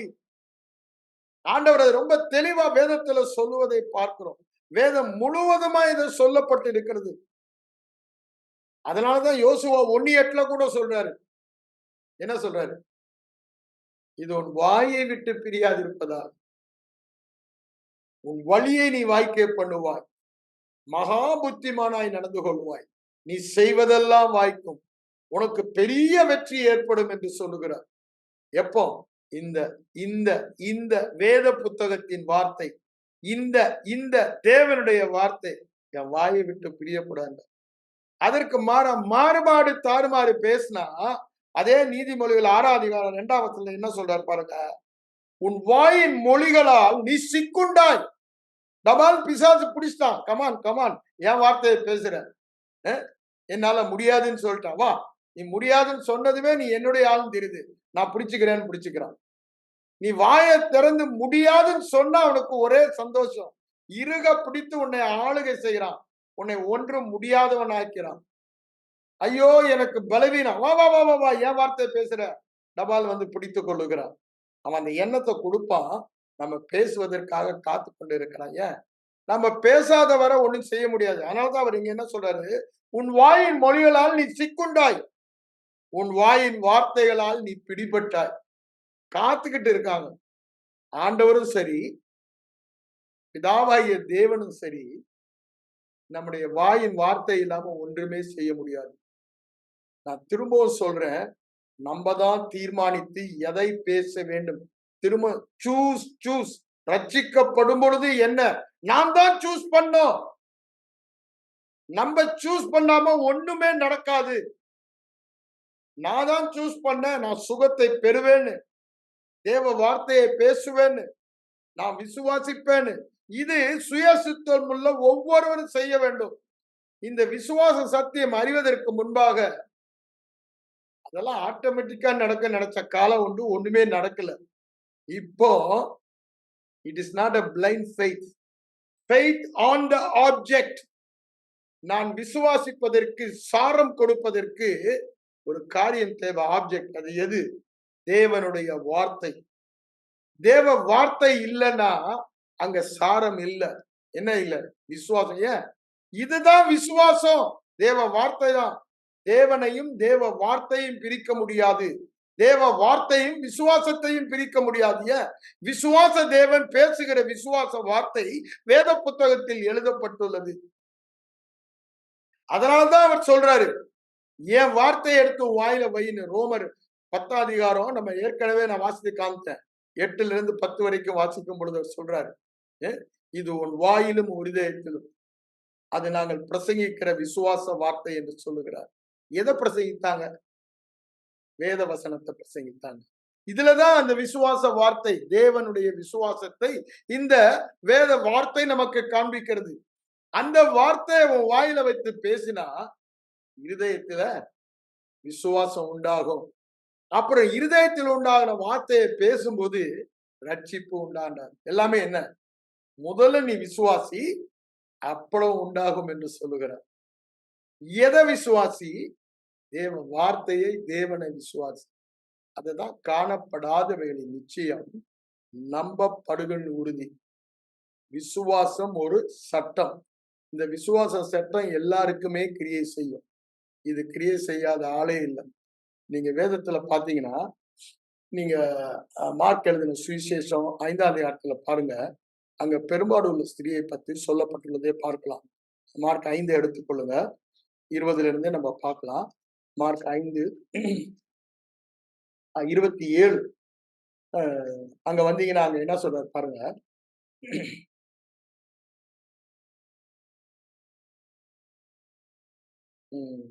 25 12 வருஷமாக பெரும்பாடுள்ள ஒரு ஸ்திரீ அநேக வைத்தியர்களால் செலவழித்து சற்றிலும் குணமாகவில்லை. ரொம்ப வருத்தப்படுகிறார். ஆனா நல்ல காரியம், யாரோ அவளுக்கு இயேசுவை குறித்து சொன்னாங்க. என்ன சொன்னாங்க? அவர் மேசியா, குணமாக்கும் வல்லமை பெற்றவர்கள், அவர் குணமாக்குவராய் நன்மை செய்கிறவராய் சுற்றி திரிகிறார் சொன்னாங்க. இத கேட்டதும் அவளுக்குள்ள என்ன வந்தது? விசுவாசம். விசுவாசம் கேட்பதினால் வரும். How faith comes by hearing. இந்த ஸ்திரீக்கு என்ன கேள்விப்பட்டா? இயேசுவை குறித்து கேள்விப்பட்டால் அவர் யார், அவர் என்ன செய்கிறார் என்று அதுக்குள்ள எல்லா பக்கமும் முயற்சித்துட்டா, எங்கெங்கேயோ தன் விசுவாசத்தை வச்சா, டாக்டர் மேல வச்சா, மருந்து மேல வச்சா, தனக்கு உண்டானதெல்லாம் செலவழிச்சா, அதுக்காக ஒன்னும் நடக்கல. இப்போ ஒரு நபரை குறித்து கேள்விப்படுகிறார். அவர் குணமாக்குபவர் என்று கேள்விப்படுகிறார். அவளுக்குள்ள ஒரு உறுதி வருகிறது. அவள் கேள்விப்பட்ட செய்தியினால உறுதி வந்தது. அதனால அவன் என்ன சொல்றா, இயேசு கிறிஸ்துவை குறித்து கேள்விப்பட்டவன் என்ன பண்ணலாம், அவருடைய வஸ்திரங்களை ஆகிலும் தொட்டால் என்று சொஸ்தமாவேன் என்று சொல்லி, ஆங்கிலத்தில் ரொம்ப அழகு, she kept saying, most of the translation வரும், அவள் தொடர்ந்து சொல்லிக் கொண்டிருந்தாள். என்ன சொல்லிக் கொண்டிருந்தாள், அவரை தொட்டால், வஸ்திரத்தை தொட்டால் நான் சுகமாவேன், அவருடைய வஸ்திரத்தை தொட்டால் நான் சுகமாவேன், அவருடைய வஸ்திரத்தை தொட்டால் சுகமாவேன். உள்ளத்துல என்ன படம் வருது, சுகமாவேன் என்ற படம். அவர் எதிர்பார்த்த சுகம் கிடைக்கும் என்ற விசுவாசம் எப்படி வந்தது, அவள் கேட்டால் கேட்டதை வாயில் பேசினார், வாயில் பேசினதை இருதயத்தில் தொடர்ந்து கேட்டார், தொடர்ந்து பேசினார். kept saying, ஆங்கிலத்தில் ரொம்ப அழகா சொல்லுது, அது மத்தேயு 9:22 அதே தான் சொல்றாரு, kept saying என்று. அப்போ அவ சொல்லிக்கொண்டு என்ன பண்ணாலாம், அந்த விசுவாசத்தை செய்கையில் காண்பித்தார், உடனே சுஸ்தமானார். இங்க பாருங்க, 3 லாவும் ஆப்ரேட் பண்ணுது.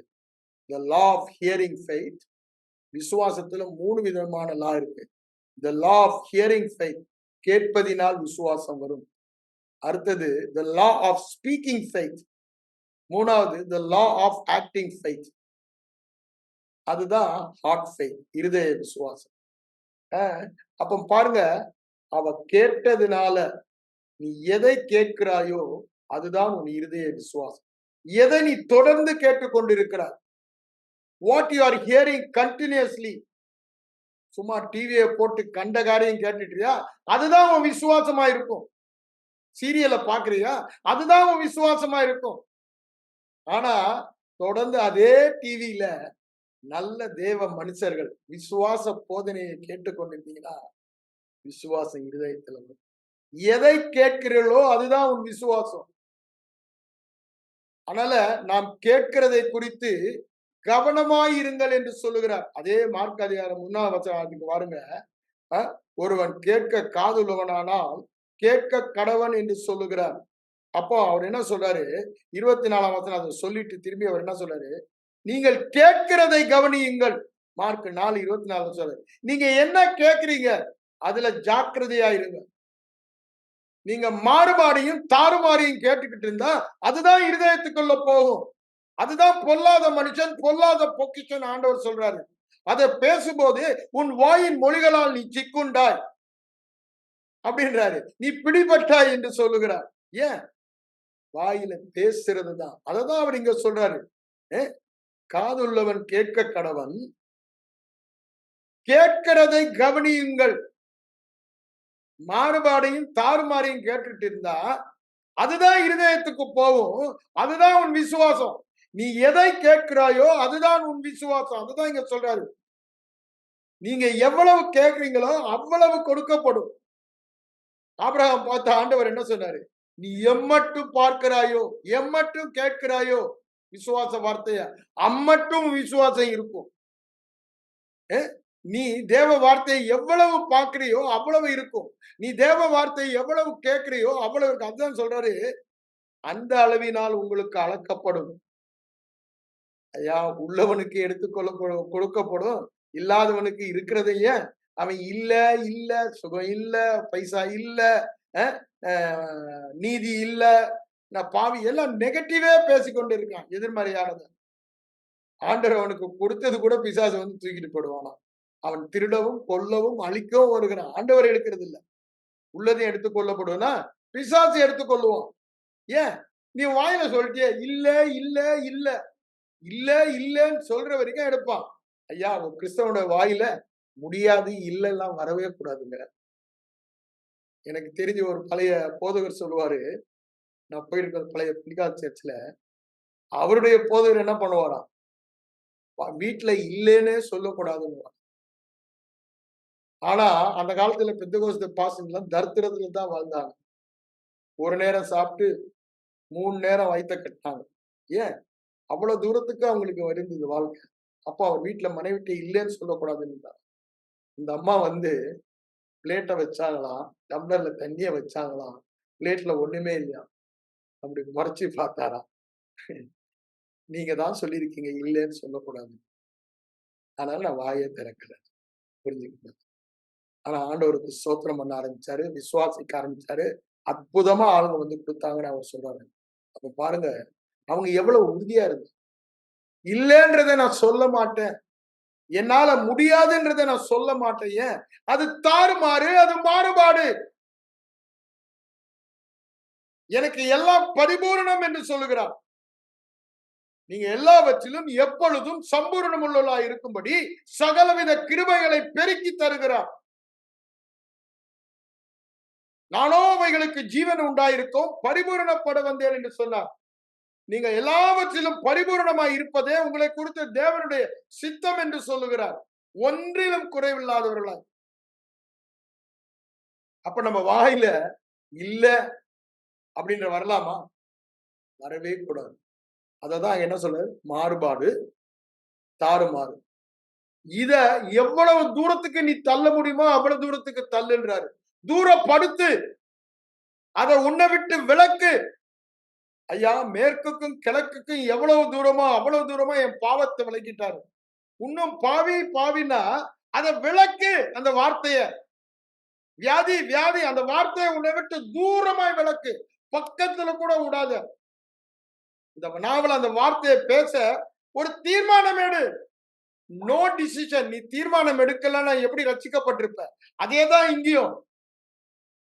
நான் நன்மையை அனுபவிப்பேன், ஜீவனுள்ளோர் தேசத்தில் நன்மையை காண்பேன் என்றால் நன்மைக்கு விரோதமாக நான் பேச மாட்டேன். தீமைய தாறுமாறு மாறுபாடு தூரப்படுத்து, உன்னை விட்டு அகற்று. நீ அகற்றலனா ஆண்டவர் என்ன சொல்றாரு? என் காது கேட்க நீங்க என்னடா சொன்னீங்க, அதுதான்டா உங்களுக்கு நேரிடனார். உன் வாயின் வார்த்தைகளால் நீ துடிப்பட்டாய், சிக்குண்டாய் என்று சொல்லுகிறார். மரணமும் ஜீவனும் நாவின் அதிகாரத்தில் இருக்கிறது என்று சொல்லுகிறார். உன் வாயின் வார்த்தையினால் நீ நீதிமான் என்று தீர்க்கப்படுவாய் அல்லது குற்றவாளி என்று தீர்க்கப்படுவாய். நாம தாங்க தெரிந்து கொள்ளணும் எதை பேச போறோம். இங்க பெரும்பாடு உள்ள ஸ்திரீ எதை பேச தெரிந்து கொண்டால்? எல்லா வைத்தியரையும் பார்த்துட்டு ஒண்ணும் நடக்கல, இன்னும் ஏசு அவர் மட்டும் என்ன பண்ண போற அப்படி பேசினாலா? இல்லங்க, அவள் தெரிந்தெடுத்தாள், தொட்டால் சுகமாவேன். பெரும் கூட்டம், இந்த அதிகாரம் ஆரம்பிக்குது பாருங்க. பெரும் கூட்டம் அவரை பின் சென்றது. ஆண்டவர் அதான் சொல்ற போது, யார் என்னை தொட்டதுன்னு கேட்டதும் சீஷர்கள் என்ன சொல்றாங்க? ஐயா, எவ்வளவு பெரிய கூட்டம் நெருக்கி கொண்டு இருக்கிறது, இதுல யார் தொட்டதுன்னு கேக்குறீங்களேன்னு கேக்குறாங்க 31ஆம் வசனத்துல. ஆனா ஒரு ஆள் தான் விசுவாசத்தோடு தொட்டாங்க. அந்த விசுவாசம் தான் வல்லமையை இழுத்தது. அந்த வல்லமை தான் ஆண்டவரிடத்திலிருந்து போனதை அவர் புரிந்து கொண்டு என்னிலிருந்து வல்லமை புறப்பட்டதை அறிந்தேன்றார். அப்ப பாருங்க, அவங்க கேட்டபடினால according to the law of faith. அததான் கலாத்தியர் 3ஆம் அதிகாரத்துல 3ஆம் வசனத்திலிருந்து வரிசையா 6ஆம் வசனம் வரைக்கும் பவுல் சொல்வதை பார்க்கிறோம். இதெல்லாம் உங்களுக்கு நடந்தது எப்படி? நீங்க ரட்சிக்கப்பட்டது, பரிசுத்தாவின் அபிஷேகம் பட்டது, அற்புதங்கள் பெற்றது, இதெல்லாம் விசுவாச கேள்வியினாலா? விசுவாசத்துக்கு என்ன பேர் கொடுக்கிறாரு? Hearing faith. இங்கிலீஷ்ல ரொம்ப அழகா வரும். ஹியரிங் ஃபெய்த், கேட்கிறதினால் வருகிற விசுவாசம். அது சட்டங்க, அது சட்டம். யாரா இருந்தாலும் நீ எதை கேட்கிறியோ அதுதான் உன் விசுவாசம். தொடர்ந்து நீங்க எதை கேட்டுக்கொண்டிருக்கிறீங்களோ, எதை பேசிக் கொண்டிருக்கீங்களோ அதை தான் கேட்பீங்க. The law of saying and the law of hearing. எதை பேசுறீங்களோ அதை கேட்பீங்க. அதுதான் உங்க விசுவாசம். அதனாலதான் நம்ம என்ன சொல்றோம்? விசுவாசத்துக்கு தியானம் பண்ணணும். தியானத்துல முதல் ஸ்டெப் என்னதான் சொல்றேன்? மட்டரிங், தனக்குத்தானே பேசிக்கொள்வது. சங்கீதக்காரன் அதுல எக்ஸ்பர்ட். நீங்க சங்கீதம் 42, 40 எல்லா சங்கீதம் எடுத்து பாருங்க. என் ஆத்துமாவே நீ ஏன் கலங்குகிறாய்? நான் இன்னும் அவர் மேல் நம்பிக்கையா இருப்பேன். அப்ப அவன் சங்கீதம் எல்லாம் ஜீவனோட தேசத்திலே நான் நன்மையை காண்பேன். நான் ஒருவனாய் சேனைக்குள் பாய்ந்து செல்வேன், மதிலை தாண்டுவேன், சத்துருக்களை பிடரி என் காலின் கீழே கொடுக்கிறார். நான் இருளில் நடந்தால் அவர் எனக்கு வெளிச்சமாக்குவார். தனக்குத்தானே அவன் பேசிக்கொள்ளும் எழுதினதா இதெல்லாம். அதனாலதான் நம்ம அங்க பாக்குறோம். எங்க 1 சாமுவேல் 30ஆம் அதிகாரத்துல பாத்தீங்கன்னா, சிக்லாக்ல அவன் எல்லாவற்றையுமே இழந்து போனான். அப்படி அழுகுறாங்க எல்லாரும் வந்து பார்க்கும் பொழுது, அவனோட இந்த 300 பேரும். அப்புறம் அவனையே கல்லெறி அவங்க ரெடி ஆயிட்டாங்க. இவன் கூட சேர்ந்தனால தானே நமக்கு இவ்வளவு பெரிய நஷ்டம். ஆனா அங்க பாருங்க, அதை எடுங்க நீங்க. 1 சாமுவேல் 30ஆம் அதிகாரம் 6ஆம் வசனம் நினைக்கிறேன். அங்க ரொம்ப அழகா அவன் எப்படி அந்த சூழ்நிலையில மேற்கொண்டான். சூழ்நிலை எல்லாம் absolutely nothing is left out. அந்த சூழ்நிலையில தாவீது அவ்வளவு ஒரு விசுவாச புருஷன், அவனோட போனவர்களும் பெரிய தைரியசாலிங்க தான். ஆனா 4ஆம் வசனத்தை பாருங்க, தங்கள் பலன் இல்லாமல் போக மட்டும் சத்தமிட்டு அழுதார்கள். சரீரத்தில் இனி அழுகிறதுக்கு பலனே இல்லைன்ற அளவுக்கு அழுதார்கள். அப்போ அவங்க எல்லாவற்றையும் கொண்டு போயிட்டாங்க. 6ஆம் வசனம் பாருங்க, தாவீது மிகவும் நெருக்கப்பட்டான். சகல ஜனங்களும் தங்கள் குமாரர் குமாரத்தின் நிமித்தம் மன கிளேசத்தினால் அவனை கல்லறிய வேண்டும். பாரியா, லீடரை கல்லறிஞ்சு கொள்ளணும். இந்த பயல நம்பிதாயா நமக்கு இப்படி வந்துச்சு. இவன் தான் அங்க நம்மளை கூட்டிட்டு போனா இங்க இப்படி நடந்துருச்சு சொல்லி கல்லறிய வேண்டும் என்று சொல்லி கொண்டார்கள். ஆனா தாவீது என்ன பண்ணான்? அவனாலேயே முடியல. மனைவி பிள்ளைகள் எல்லாம் கொண்டு போயாச்சு. தன்னை நம்பி வந்தவர்கள் எல்லாவற்றையும் இழந்து விட்டார்கள். அவனுடைய துக்கம் மகா பெரிய துக்கம். அவன் என்ன பண்ணான்? அழுகையின் பள்ளத்தாக்கை நீரூற்றாக்கி கொண்டான். எப்படி நீரூற்றாக்கி கொண்டான்? அதுதான் இங்க என்ன சொல்றாரு? கர்த்தருக்குள் தன்னை திடப்படுத்தி கொண்டான். கர்த்தருக்குள் அப்படித்தானே? தன்னை பலப்படுத்தி கொண்டான். தன்னை பலப்படுத்தி கொண்டான். என்ன பண்ணான்? தேவ வார்த்தையை சொல்லி தன்னை பலப்படுத்தி கொண்டான். அதுதான் சங்கீதங்கள்ல பாக்குறோம். அவன் எப்பொழுதுமே தேவன் தனக்கு யார்? அவர் என் அடைக்கலம், அவர் என் நம்பிக்கை, நான் நம்பி இருக்கிறவர், அவர் என் ஜீவனின் பலனானவர், அவர் என் ரட்சிப்பின் தேவனானவர். அப்படித்தானே? அவர் என் வெளிச்சம், யாருக்கு நான் பயப்படுவேன்? எனக்கு விரோதமாக ஒரு யுத்தம் எழும்பினாலும் இதிலே நான் நம்பிக்கையாயிருப்பேன்.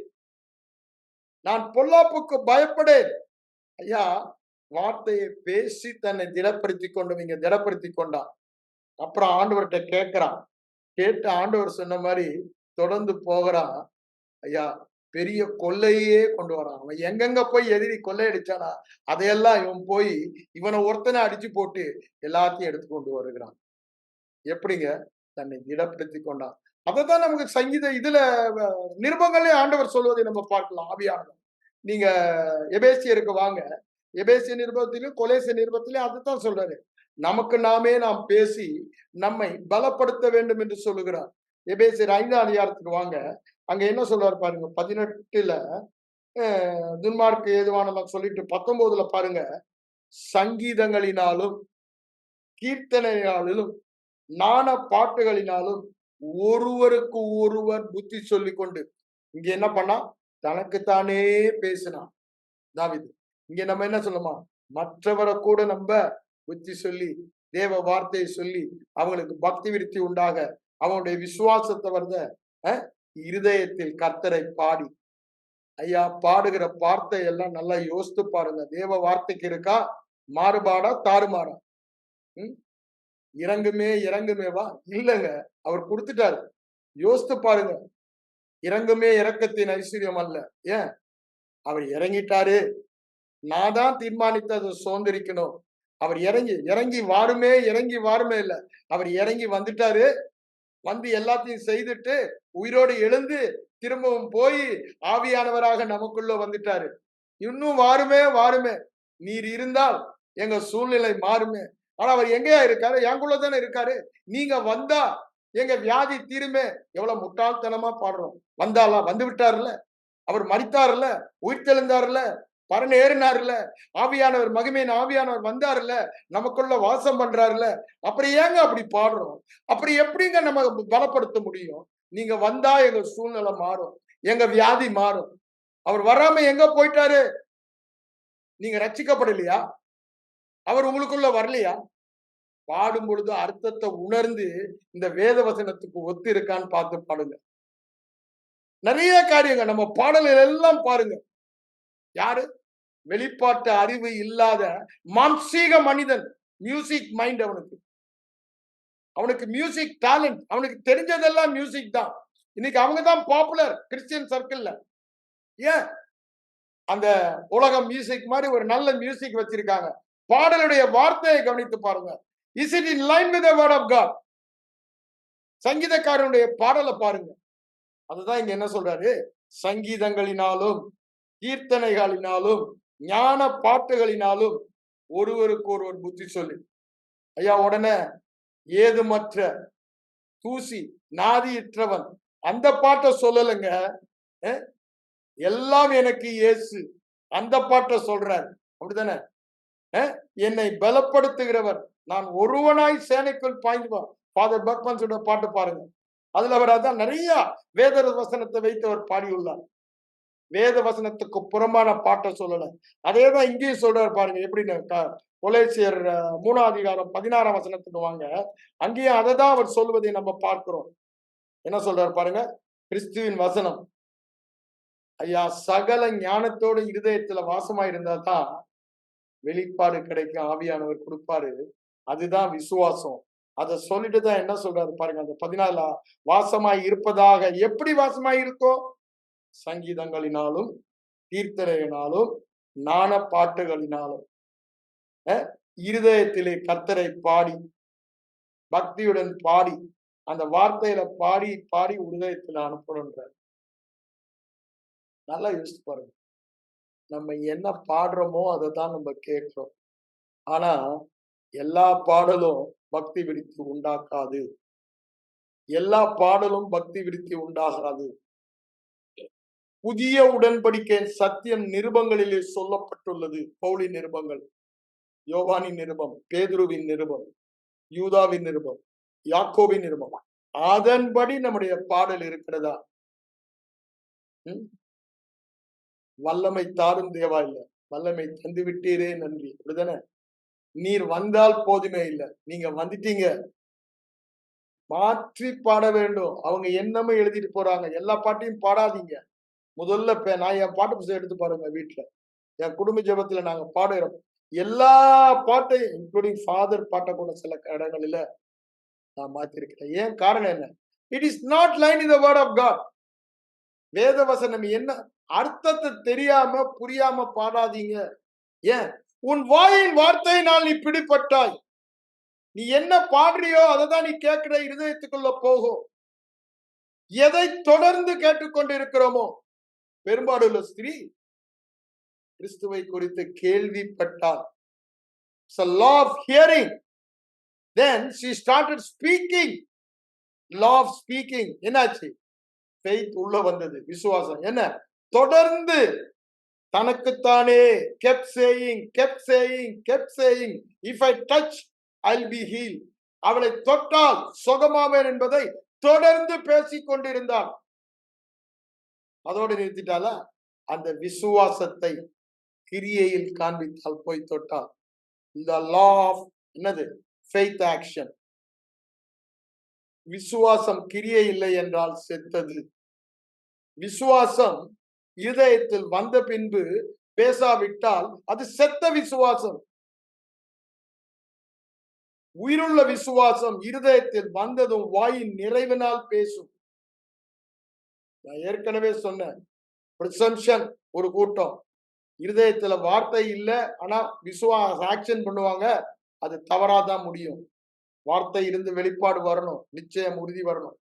இன்னொரு கூட்டம் விசுவாசம் வந்துருச்சு, மேஜர் அவிசுவாச கிறிஸ்தவ சர்க்கிள்ல, ஆனா கிரியை செய்ய மாட்டாங்க. பயம். ஏன்? ஆக்ஷன்ல போன்ற அளவுக்கு தைரியம் கிடையாது.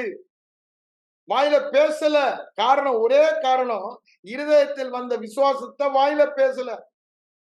வாயில பேசாதனால வல்லமை இழந்த கிறிஸ்தவர்களாக, நோயற்ற கிறிஸ்தவர்களாக, பலனில்லாத தோல்வியான தவறான வாழ்க்கை வாழ்ந்து கொண்டு இருக்கிறாங்க. இட்ஸ் அ லா. விசுவாசம் பிரமாணம் எப்பொழுதும் எல்லாருக்கும் ஒரே மாதிரி கிரியை செய்யும்.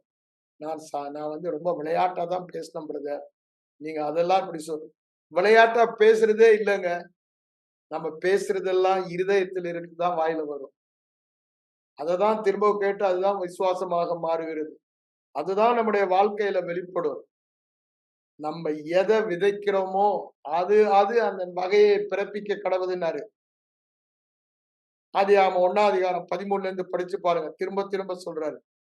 அது அது தன் தன் ஜாதியை பிறப்பிக்க கடவுது. நான் மரண ஜாதியை பேசினால் மரண ஜாதி தான் பிறக்கும். நான் நன்மை ஜாதியை பேசினா நன்மை ஜாதி தான் பிறக்கும். என் வார்த்தை என்ன வார்த்தையா இருக்கு? வார்த்தையிலே வார்த்தையின் வல்லமையை நாம் அறிய வேண்டும். தேவ சாயலில் உருவாக்கப்பட்டவர்கள். அவர் சொல்ல ஆகும் கட்டளையிட நிற்கும். அவர் சாயலில் உருவாக்கப்பட்டவன் சுய சித்தத்தோடு தெரிந்து கொள்ளப்பட்டு பேசுகிற மனிதன், ஸ்பீக்கிங் ஸ்பிரிட். அப்ப நம்ம என்ன பேசுகிறோமோ அது நடக்கும். தேவ சாயல் அது, தேவ ஸ்பாவம் அது. தாறுமாறு, மாறுபாடு, பொல்லாப்பு, ஈவில். ஆண்டவர் என்ன சொல்றார்? 10 பேரை they brought evil report.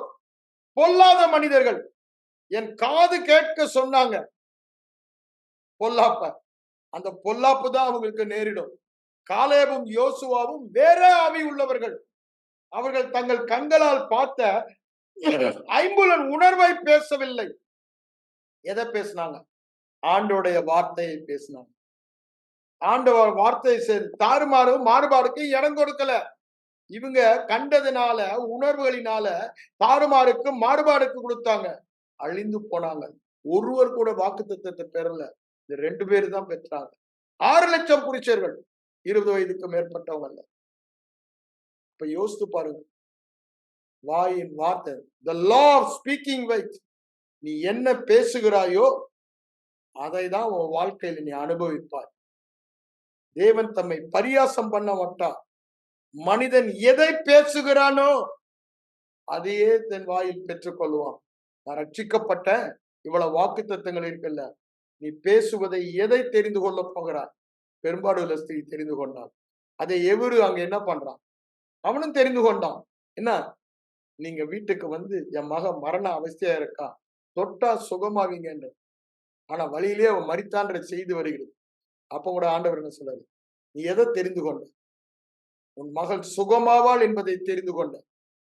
அதை விட்டு போயிடாத. உன் விசுவாச அறிக்கையில உறுதியாயிரு. பயப்படாதே, விசுவாசம் உள்ளவனாய் மாத்திரம் இரு என்று சொல்லுகிறார். அது அப்படியே அங்க நிறைவேறுவதை பார்க்கிறோம்.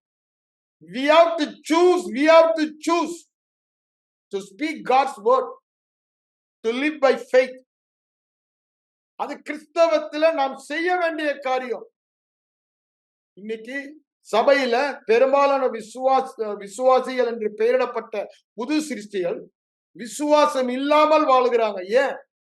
விசுவாசம் என்றால் தேவ வார்த்தை வாயில் பேசுவதுதான் விசுவாசம். உன் அறிக்கைக்கு மிஞ்சி விசுவாசம் இல்ல. நீங்க தேவ வார்த்தையை பேசலன்னா விசுவாசம் இல்ல.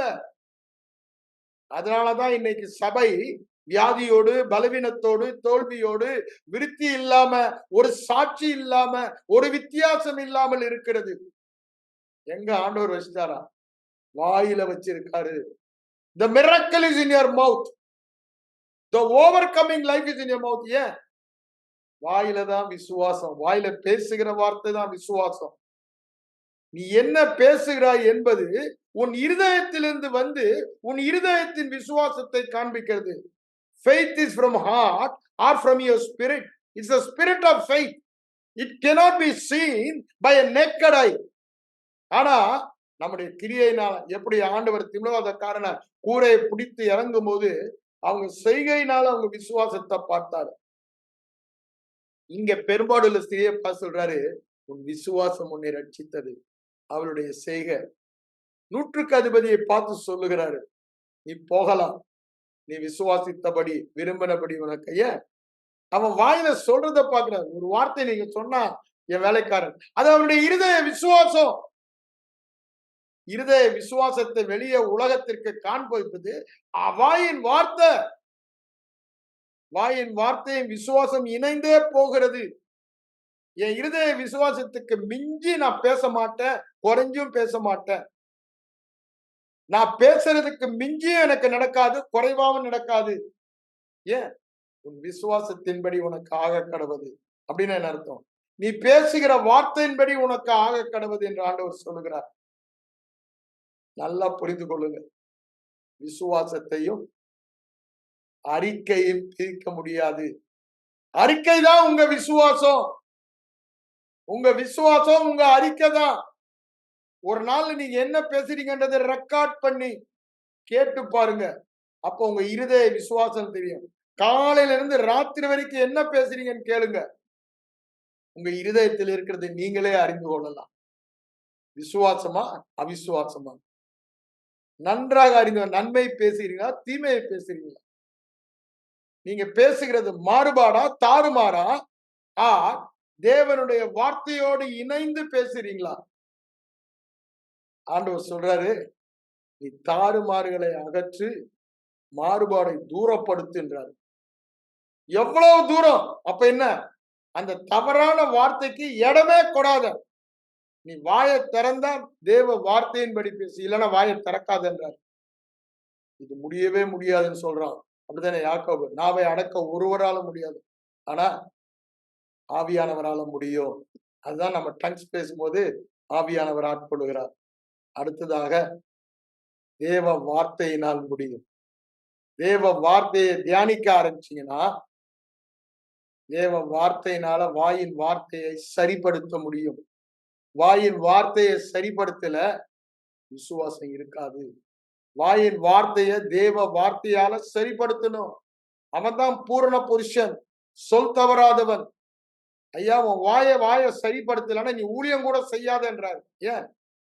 யாக்கோபு 1 அதிகாரம் 3 அதிகாரம் முதல் வசனம் அப்படித்தான் சொல்றாரு. அப்படிதானே?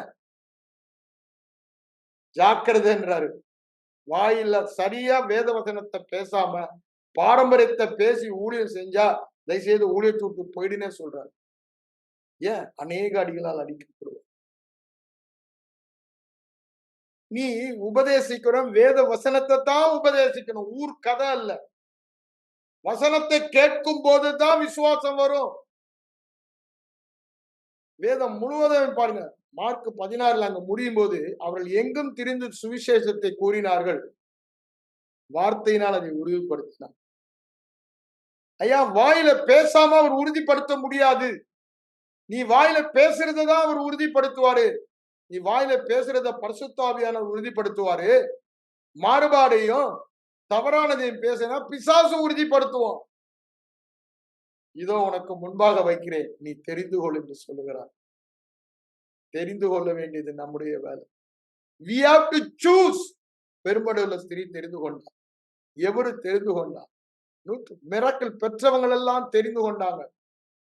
இருதயத்துல விசுவாசித்தாங்க, வாயில அறிக்கை பண்ணினாங்க. அப்படி இல்லாம அங்க மிரக்கலே இல்ல. 2 குருடர்கள் வராங்க, அதே அதுல பாருங்க. அவர் என்ன கேட்கிறார்? 29ஆம் வசனம், மத்தேயு 9:22 பெரும்பாடுள்ள ஸ்திரியை பார்த்து உன் விசுவாசத்தின்படி உனக்கு ஆக கடவுள் என்னவரு. திருப்பி 2 குருடர்கள் வராங்க. அதுக்கு அப்படித்தாப்புல மத்தேயு 9க்கு வாங்க சொல்லி நான் முடிச்சிட நேரம் ஆயிடுச்சு. அங்க பாருங்க, என்ன சொல்ற பாருங்க. 2 குருடர் 27ஆம் வசனம் 9:27 பின்னே வந்து தாவீதின் குமாரனே எங்களுக்கு இறங்கும் என்று கேட்டார். இயேசு அவர்களை, என்னை இவ்வாறு உங்களை குணமாக்க வல்லமை உண்டா என்று ஒரு கேள்வியை கேட்கிறாரு. எதுக்கு கேட்கிறாரு? இருதய விசுவாசத்தை கண்டுகொள்ள. சும்மானா ஆண்டவரே குணமாக்க இறங்கும்னு கத்துனது இல்ல, இருதய விசுவாசத்தை பார்க்கிறாரு. அவங்க என்ன சொல்றாங்க பாருங்க, உண்டா என்று கேட்டார். அதற்கு அவர்கள், ஆம், என்ன, நீ குணமாக்க முடியும் என்பதை நாங்கள் விசுவாசிக்கிறோம் என்றார்கள். அப்பொழுது அவளை தொட்டு என்ன சொன்னாரு? நீங்க விசுவாசித்தபடியாக கடவுள். அவங்க இருதய விசுவாசத்தை வாயினால தெரிந்து கொண்டு அந்த விசுவாசத்தின்படி சுகத்தை பெற்றுக்கொள் என்று சொல்லுகிறார். ஐயா, இதுதான் கிறிஸ்தவ வாழ்க்கை. விசுவாசம் இல்லாமல் ஒன்றையும் பெற முடியாது. இன்னொரு விதத்துல சொல்ல போனோம்னா, விசுவாச வார்த்தையை அறிக்கை பண்ணாமல் பேசாமல் ஒன்று முடியாது. ஆனா பிசாசு அதை தான் பேச விட மாட்டான். உன்னை ஜெபிக்க விடுவான், அழ விடுவான், மீதி எல்லாம் செய்ய விடுவான். ஊழியம் செய்ய டெய்லி விசுவாச அறிக்கை செய்வதை விடவே மாட்டான். நான் விசுவாசிக்கிறது, நானே அநேக நேரங்களை ஏமாந்து போயிருக்கேன். ஏன் இருதய விசுவாசம் அப்படித்தானே இல்ல. இருதய விசுவாசத்தை வாயில பேசணும். வாயில பேசலன்னா அது விசுவாசம் அல்ல, அது செயல்படாது. செத்த விசுவாசம். நன்றாய் புரிந்து கொள்ள வேண்டும். வாயில பேசும்போது அது கிரியை செய்கிற லிவிங் ஃபெய்த் ஆகிறது. அதை தெரிந்து கொண்டு விசுவாச வாழ்க்கை வாழ தேவன் அழைத்திருக்கிறார். கண்களை மூடி ஜெபிப்போம். எங்கள் அன்பின் பரலோக பிதாவே, இந்த நாளில் நீர் எங்களோடு பேசின வார்த்தைகளுக்காக உமக்கு நன்றி சொல்லுகிறோம். ஆண்டவரே, எங்களுக்கு கொடுக்கப்பட்ட உத்தரவாதம் நாங்கள் தீர்மானித்து நாங்கள் எதிர்பார்ப்பதை தெரிந்து கொள்ள வேண்டும், அதை பேச வேண்டும், அதை வேதத்தில் கண்டுபிடிக்க வேண்டும் என்று சொன்னீர். ஆண்டவரே, அதை நாங்கள் தீர்மானத்தோடு எதிர்பார்ப்போடு ஒரு தீர்மானத்தோடு செயல்பட எங்களுக்கு உதவி செய்யும். இயேசுவின் மூலம் ஜெபம் கேளும் எங்கள் நல்ல பிதாவே, ஆமென். எல்லாரும் சேர்ந்து சொல்லலாம். என் ஆத்துமாவே